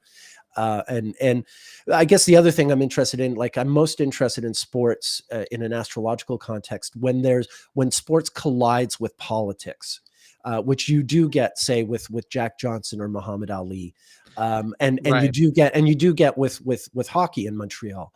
Like it's not just it's not just like playing for a cup and selling beer through advertisement, where it's like there's something really like fundamental. Well, tell that to I mean, I think anyone who wants to say like, oh, sports isn't cultural or political, it's like, really, what think of the names Tim Tebow or Colin Kaepernick, right? I mean, in Right. American sports, those people obviously have reverberations, Or beyond the field. Sure. Or even just like, I mean, even more sort of pedestrian stuff. Like if you go back 60 years ago, you'll find a lot of people, a general consensus, who are quite convinced that people of color either can't or are not interested in playing tennis or golf. Like it's just, oh, why make it available to them? They're not really interested in it. They don't really have the aptitude. And then, you get your Tiger Woods, you get your Williams sisters, like, oh, of course, like anyone who's got an aptitude for the sport and puts a lot of work into it, which those people have, then of course they can become champions. Like what an absurd idea. Right. So there's a way that people break down social barriers and then through sports as well. Right. Now, I would say like typically you're right. Golf and tennis were not political until you sort of shattered some kind of barrier, until the whiteness in them was revealed, right. And then there is something just sort of obviously political about them, right, even if it's kind of obscure until the matter surfaces. But yeah, in ice hockey, it was because of the sort of the dynamic between English and French speaking people in Canada, and particularly in Montreal, where they really do have to live side by side. It was huge. It had all kinds of sort of impact and implications. Yeah, I'd say, just as a I guess, to just more directly answer the question, like as far as asking, what kind of tips I could give for gambling or techniques for gambling, I would say that you need to have the right chart for winning these kinds of things, and for it to be the right time to win those things. So, for example, maybe you do have a chart where you have some positive placements in the second, eighth, or fifth houses. Perhaps you're in a perfection year that highlights your worst planet, or your completely irrelevant planet, or perhaps this has happened. Maybe you have the right chart for it, but you don't have a transit that would sort of facilitate the meaning of that. I think we have to be able to account for the fact that you couldn't just like say elect the same time to all buy the same lottery ticket and expect to have the same outcome. There's individual factors in play. Having said that, when I had a client once who wanted me to see if they would win at gambling on a golf match. And the day they were like very set on a particular person that they were betting on winning. And that day of the match, there was a new moon that was in their second house, but it was on their Saturn in their second house. And I said, if you bet on that game, you will lose the money that you put in. And that's exactly what happened. So from my point of view, while my opinion on it doesn't matter, I tend to be I think more of this is fated than not kind of person. Yeah. And so, but only because of astrology. It's not, right. that's not a view I would have if I was not an astrologer. Yeah, astrology convinced me that's astrology convinced me that if I didn't have astrology, I think, everything's completely random, because that would be the reasonable thing to think. Yeah. So my answer is you won't win unless you're destined to. And that would mean, having the right chart and having it be the right time to come into that money. I'm reminded John Frawley. This is back in the 90s. He was having a lot of success predicting the outcome of sporting events using his horary methods, until he did a BBC show where he was doing it for money, and then suddenly, like, he didn't win at all. As soon as he was trying to do it for money, and as soon as it was kind of like that old Warner Brothers cartoon with the singing frog, like that'll only sing for the guy who finds the frog, but he tries to show it to other people, and the frog just sits there. I think Frawley kind of, his horary method was kind of like the Warner Brothers frog. It worked for him while he was, demonstrating it to himself, but then when he went public, it seemed to come apart. I've even found that with some of my own predictions that haven't turned out, or ones that have. I think there are certain ones I'm like supposed to understand and get ahead of time. And then there are other ones where I was destined to make the wrong call and to go through the process of understanding why. So you usually come out of those experiences with some greater lesson or understanding that I wouldn't have had if I hadn't sort of put myself out there. Yeah. And so, and I'm sure the same was true for Mr. Frawley when he had to revise for sure. And I would probably think in his natal chart, I don't know Frawley's natal chart, but I would assume that there was that it might have been more of a ninth house thing, and maybe the rulers of the second or eighth, weren't configured or something with the ninth, and it's like maybe he was only destined to be able to have knowledge, but only for its own sake, but never for like financial gain. There's going to be that kind of potential possibility, how these topics can be disconnected in your chart. Right. Well, he's a really interesting and accomplished astrologer, that aside. I had his books. Yeah, I had the chance at one time I got to see him speak at the Astrological Lodge in London, which is a real trip. If you're ever in London, check out the talks at the Lodge. It's great. It's so amazing. And that was great. The first time I met him was the weekend before 9/11 at an Astrology Association conference in Cirencester, England. And he was dressed as he was dressed as oh god, I'm suddenly drawing a blank. Who is the great British astrologer, Fire of London. I'm suddenly drawing a blank. Come on, Kepler? No, the British one. I'm suddenly drawing a blank. That's This is so embarrassing. Lily. Lily, thank you. Yeah. So Frawley was dressed as William Lilly because he was giving some kind of talk on Lily. And this is the Saturday before 9/11. So I guess it's September 8th, 2001. And we're at the pub, and I joke to the group that I'm with that, if London burns down this week, we'll know who to blame. The joke being that William Lilly had predicted the Great Fire of London. Right. And then when it happened, he was arrested because they thought he was involved because he had made the prediction, and he must have started the fire to make the prediction accurate. So it was just a silly off-the-cuff joke. But then 9/11 happened, and it was kind of, well, it wasn't London, it was New York and all that, but it was just kind of like, it's kind of etched in my mind, the fact that he was dressed as William Lilly. It's interesting you mentioned that about what happened to Lilly, because that almost happened to Robert Zola. Because Robert Zola had published in a newsletter his predictions about 9/11, and when what he predicted came to pass, he told me that he was approached by the government about how he knew what he knew, and I asked him to explain it to me, and he was using ingress chart methods, right, sort of medieval approach. Yeah, Zola was a trip. It was such an honor to get to sort of know him as we did at the time he was in Cumberland. But his methods were always kind of obscure to me. I never really got my head around him. Yeah. I feel like he's Pisces rising with Jupiter and Scorpio in the 9th. And I think that even if he wasn't using astrology, I kind of get the impression that he just kind of had a knack for knowing things that he wasn't supposed to know, and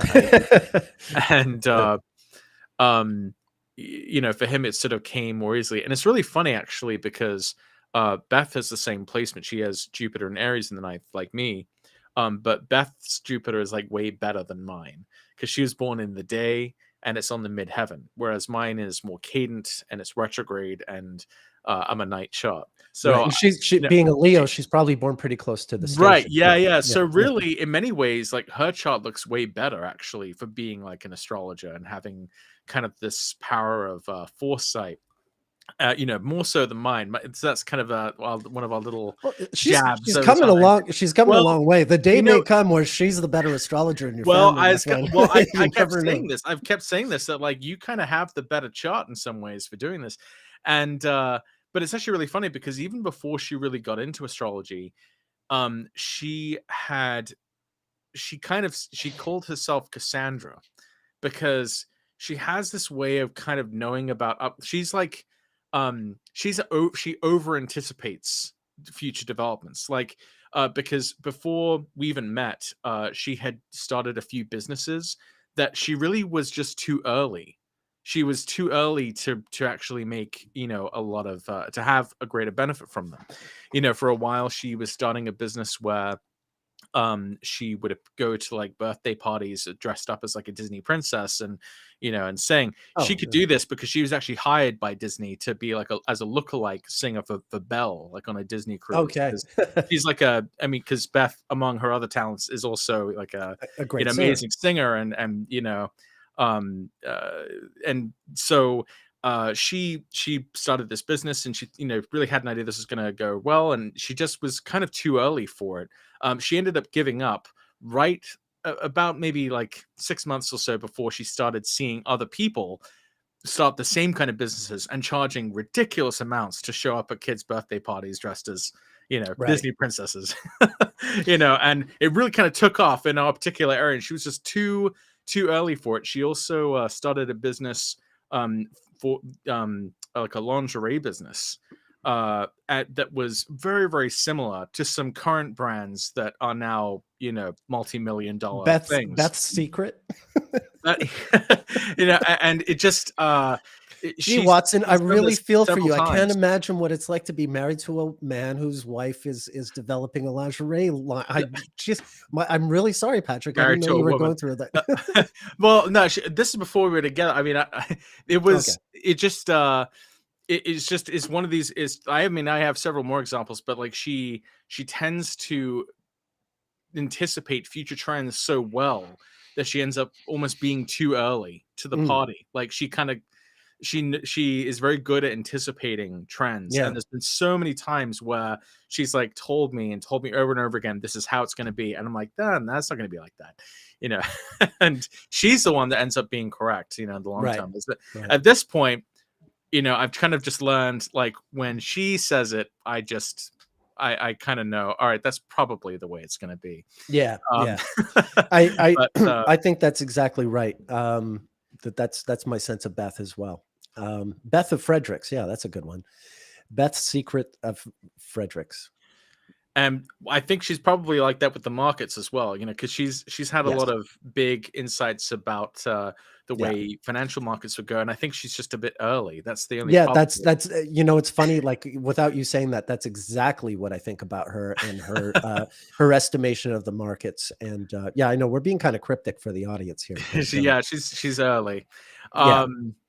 But it's interesting though, because I think of your Saturn in the ninth, and I think of how that is sort of contrasted. Like, um, I don't get the impression that you just have this sort of magic connection or something, to understanding things. What you have done is it has taken a time. It's a labor of love to Right. get to know, like, to be able to anticipate future things. Everything that you've sort of developed has been like hard won and hard fought for, Right. to be Right. able to. And and in a total night, like, most of that was done while I was living, sort of as a refugee exile from Montreal. Like, I just, I was doing it while living, in New York, living in Holland, living in, squatting in this place in Brighton, England, really just sort of living rough out in the world, because my Saturn's in Aries, so it's not it's abroad, but it's like it was tough going. It was sometimes skipping meals so that I could afford to take an astrology class, or that I could afford to buy a certain astrology book. Yeah, very, very sort of hard fought. But I couldn't imagine doing what I did, just sort of, sitting comfortably in Montreal. Like, it really kind of fit where I was in life. But At it that time. also makes me really excited for your second Saturn return. Yes, Because, yes, exactly. well, because I mean, because if it took your Saturn return to get you into astrology, and Yeah, Saturn's about like long awaited for, yeah, leaps yeah, ahead, then your next one should be like yeah. pretty good. Yeah, I would I'm think. 4 years away. I turned Yeah, 59 in 4 years, and, yeah, I also anticipate that it should be pretty good, and hopefully good, not just for me, but good for what I'm trying to offer astrology and sure. Well, astrologers. it's funny because, well, for me, when your Saturn return happens, that will also be conjunct my Jupiter, and I'm kind of thinking ahead to, like, our timeline potentially for how long it might take to kind of be able to get Yeah, AI to do what we want to do. And I'm wondering if that time frame may be when we, when we're really really when we're hit when something. when the science fiction isn't science fiction anymore, Right. When the or at least some of it is. I don't, science reality. yeah. I'm still in that sort of that, um, headspace where, um, yeah, I'm just open to possibility. I'm perfectly willing to, just let reality throw the cold water in my face when the time comes. But just so much seems possible right now, that, I'm not entertaining any thoughts about what isn't possible. Right. I mean, the time will come. There's no way that all my expectations can possibly be met. But at the same time, I'm not going to, like, filter that for the time being. I'm going to allow No, myself to be, um idealistic and hopeful, and this feels imagine very that Jupiter Uranus on a 10th. yeah, exactly, that anything This can be is the time done. for being open to the possibilities. Yeah, and just, like, see, and that was always my thing. Actually, that's always been my approach, because when I was making this database, it was just like, how far can I go? Turns out pretty damn far. Yeah. um you know um but at a time when I was, say, like, only looking at the charts of, like, the late 20th century. Like, if you think about me in 1999, I'm mostly studying the astrology of, like, the rock bands I like, and the filmmakers I like, and a little bit of politics, but not much. And you know, most of my, you know, I've got like sort of the early days of a database, but it's mostly late 20th century stuff, and I'm not thinking about the 19th century all that much. That sort of happens as I go to Europe and I become aware, like, oh yeah, I should really sort of take my database further back than my little window of familiarity, and I kept sort of pushing myself into areas where I wasn't as sort of comfortable, you know, and you know, studying things that were really sort of new and fresh to me that I would have to get a handle on. So yeah, with that in mind, you know, it's just kept snowballing till we find ourselves here, and so I'm going to maintain that attitude at least until I get to that second Saturn return, which will, I think, that's always a reality check for better or worse. You know, that's always like the big, like, you know, I think it's when it's your goal becomes a reality. The database enters the next stage, which is, you know, automation, and you know, all the data you have already is already enough, I think, to like crack a lot. If we just had something that kind of knew what to look for. Right. I think more is needed. I think more is needed.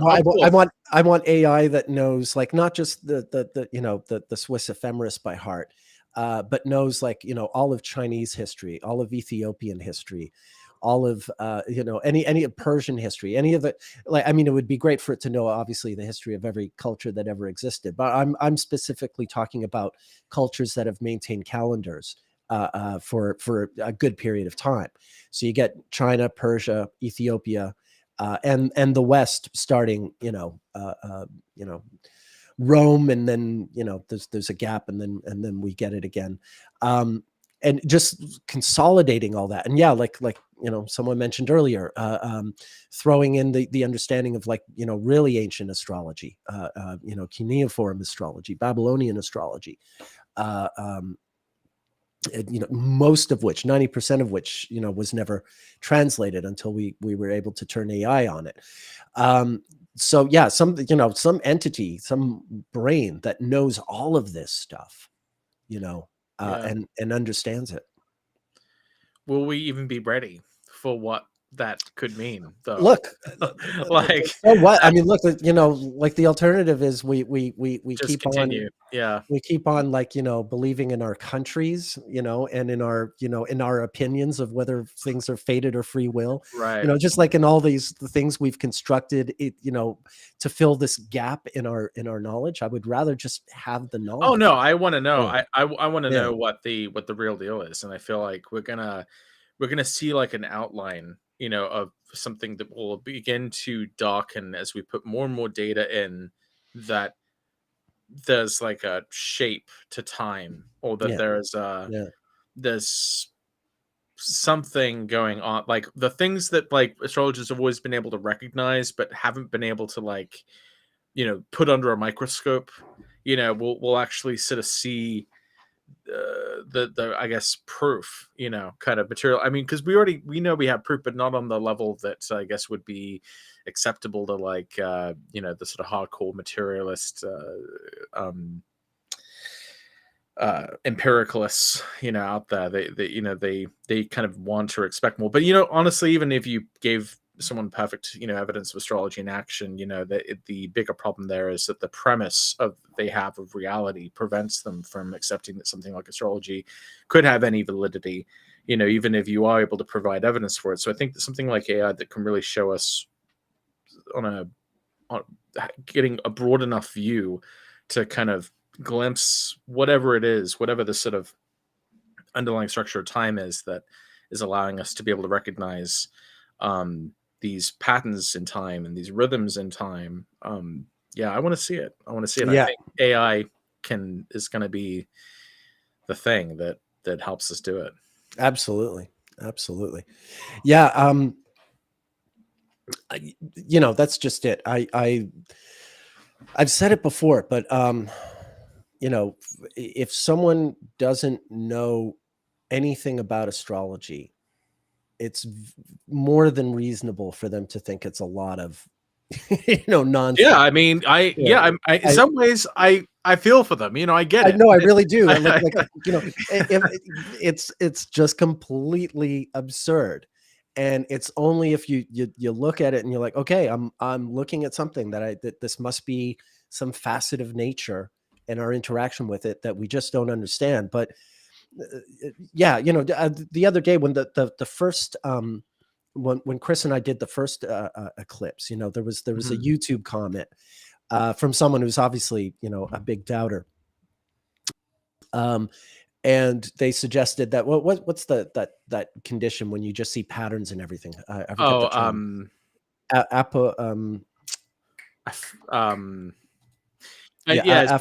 Basically where you willfully, or you notice patterns in what you see. What is the word for? Apophenia. Apophenia. Yes, patternicity. Yeah. Right. So this person basically said, well, this is just apophenia. You just see sort of patterns and things. And what this guy doesn't understand, or this person doesn't understand, I really hope, do you understand, like, if this is apophenia, I'm like some kind of apophenic god. Like it's so much more flattering to my ego that I just have this ability to see patterns and things that aren't there. Well, like, yes, you mean this computer database that can do these sophisticated searches that pulls out Venus synodic cycles and Mars? Man, I hope so. I really hope that astrology is just a big joke, and I just happen to be really good at finding these, like, completely unrelated patterns in planetary cycles and relating them to human life. That is so much more flattering to me than I'm just merely an astrologer, like, digging through the work, like an archaeologist digging in the dirt. Which is what I probably am. But man, I would love to think that I just have this like superpower. Well, yeah. And that's kind of funny because I've always thought that astrology, in some ways, I feel like astrology really isn't a superpower. I kind of think that I mean, I'm not saying anything about the validity of like psychic phenomena or anything. I am saying that they are different. I feel like there are some people who maybe like to kind of like to roll together all kind of occult or new age or metaphysical things together, and I kind of appreciate maintaining the distinct categories those things are, because I think that if you were to teach a complete skeptic of astrology the kind of the rules of astrological interpretation, they would be able to really chart. I mean, it's not like that hard. Yeah. It just I think they would probably be shocked that they are seeing it working. Of course, they would deny that it's genuine, but you could teach a total skeptic how to read a natal chart, and they would see that it's not just I mean, they would probably think it's an artifact of their own mind, or that they're just inventing it, but they would see that it's not just something people are coming up with out of thin air. It's based on what Sure, but without that knowledge, like, I'll take all the sticks and arrows that they throw at us, because it's just a matter of being able to sort of explain what it is we do to people who are ready to hear it, and maybe a more formidable demonstration of it has to be I mean, executed, honestly, in order for it to be. I'm not that, I mean, I used to be really invested in like showing people, holy shit, look at this, look at this shit, and now it's enough to know that I feel that way too. I'm not sort of personally invested in converting individual people, but what I am interested in sort of more broadly, and this doesn't have to be something that like I accomplish myself, or that but what I do think that ultimately, this knowledge is just too valuable and important to humanity to keep treating, to keep treating like a sort of, at some point there'll be a day of reckoning, I think, where, we can all have a serious conversation about astrology. But the astrologers aren't ready for that. I'm certainly not. And the public isn't ready for that. But I think at some point, it comes to that. At some point, we need to sort of review what it is we where we invest our belief and our faith in growing and continuing as a culture on this planet. Yeah. Yeah, and I think it's important. Stephanie King's mentioning Darren Aronofsky. I do love that movie Pi. I saw Pi when I was studying astrology in New York, and I saw it in a theater that was on Houston near Broadway. So, like, if you haven't seen the movie, it takes place in New York, and it's black and white and very sort of jiggly. And that theater on Houston in New York, there's literally subway trains that go right under where you're sitting. Like the subway goes under. You're in the theater watching a movie, and you can feel the subway. So it was the perfect movie to watch in that theater because it really it made it a real New York experience. But yeah, I was an astrology student in New York when that movie came out in '98, and it did, in my sort of young fantastical mind, I was like, oh yeah, that guy in the movie's like me, using science to find the secrets of the universe and things like that. The same way, like, I can watch The Incredible Hulk and feel like, oh yeah, I'm Bruce Banner. Some of that. Yeah, the Angelica. You're right, the Angelica on Houston. That is where I saw the movie Pi in 1998. Thank you, JPGR69. Andrew Gott asks, Patrick, do you code? I watched a live stream where you built something with Venus. So I don't really know exactly what I'm doing with it, but what I do, and anyone can do this, is not special. I have an account with OpenAI. I use ChatGPT. I ask it to give me the step-by-step instructions I need to make something, and I follow them. And when it comes into a problem, I just give the error messages to ChatGPT, and then it tells me how to fix those, and we just kind of debug, kind of like that. Now, as I've been doing this, I've been kind of picking up a few things here or there. Sometimes I'll actually ask ChatGPT, can you please explain what each part of this code does? And so I'm kind of getting to teach me sort of how to do it. But yeah, I'm currently working in Python. I made some Google Apps scripts in JSON, and I made the Venus stuff was kind of a combination of different coding and programming things. But so that's kind of a weird question. I don't really know what I'm doing with it. I'm kind of playing with fire, but I do use it, and I am following sort of the directions, and I kind of am using ChatGPT as kind of like my coding assistant. It's really doing the heavy work, the heavy lifting. I'm just kind of directing it and sort of understanding just enough to know what I need in order to make what I want to hear. I feel like a musician who only knows how to play by ear, rather than one that knows theory, how to read and write music. Yeah. Right, or theory. Yeah, no, it's impressive what you've done. Yeah, that's the future of coding, folks. People who don't know what the hell they're actually doing.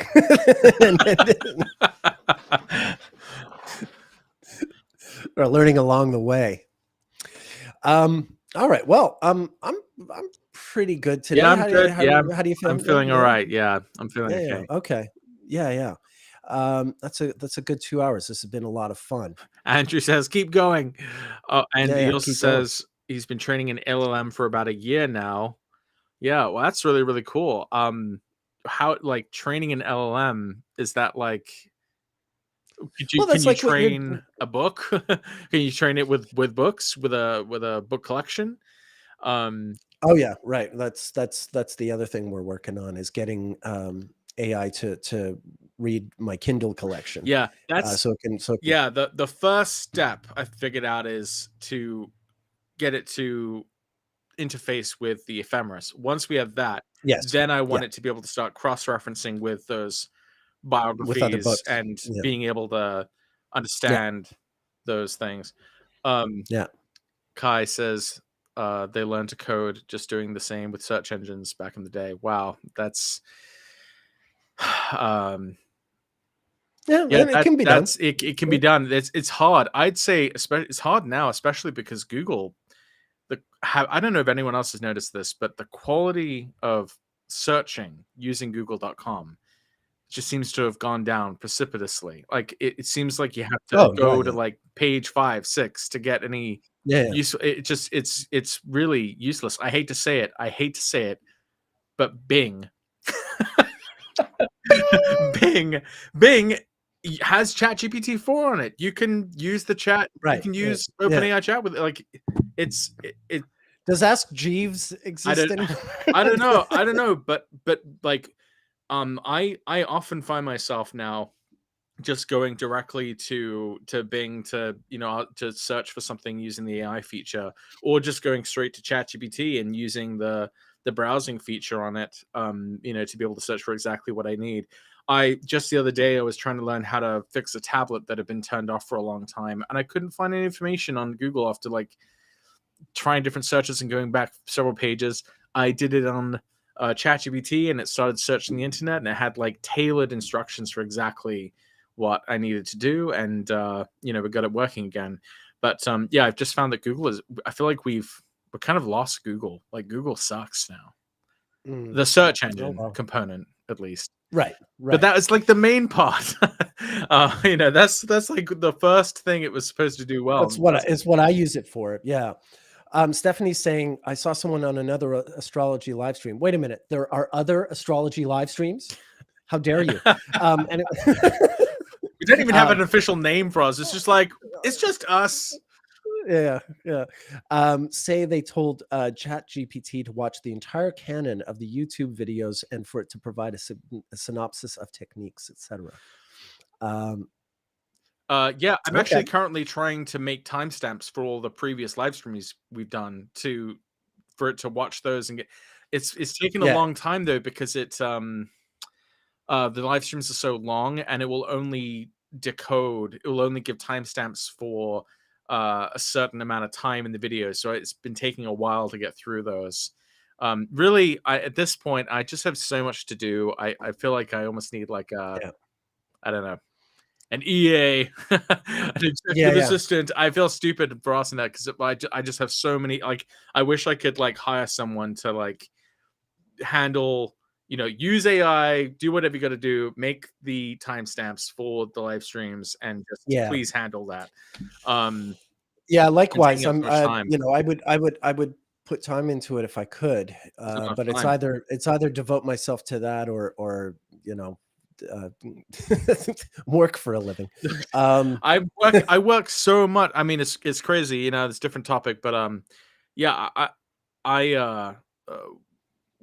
being self-employed as an astrologer is a full-time job, and like full-time job plus. I have maybe I used to have a weekend that was 2 days. Now it's getting closer to 1 day of a weekend, and even that is starting to get sort of encroached upon. And I could work sun up to sundown, and I'd still have things to do. So I'm just that's how it is. Slouch. That's how it is. Yeah, there's no slouching. Yeah. All right. I guess let's wrap it up. Who are you, Watson? I'm Patrick Watson. I'm an astrologer, and you can see my articles and services and other stuff at my website, patrickwatsonAstrology.com. Fantastic. And I'm Nick Dagan Best, and you can find me at nickdaganbestastrologer.com for all your astrology related needs. I don't have the database up for sale on my site yet. It's still for sale on the astrologypodcast.com/database. So if you're interested in picking up the 3 files that I'm offering for sale now, that's there. Eventually I'll be selling a lot more of my database on my own website, but that's something that I have to work toward. And besides that, just for your general astrology needs, your electionals, your relocations, your rectifications, all that stuff. Patrick and I both do that work regularly, and we're open for business should you want to come to either of us for that kind of thing. So thank you, Patrick, and thank you everyone for listening, watching, being involved, all the great comments, all the contributions. Thank you as always. And I will be here tomorrow. I know last Monday I had to, at the last minute, not do the live stream, but I will be here tomorrow. And I look forward to you joining me for that. And of course, Watson and I will be here next Sunday. So until then, have yourselves a terrific week. Hope to see you guys tomorrow, and ciao for now. See you.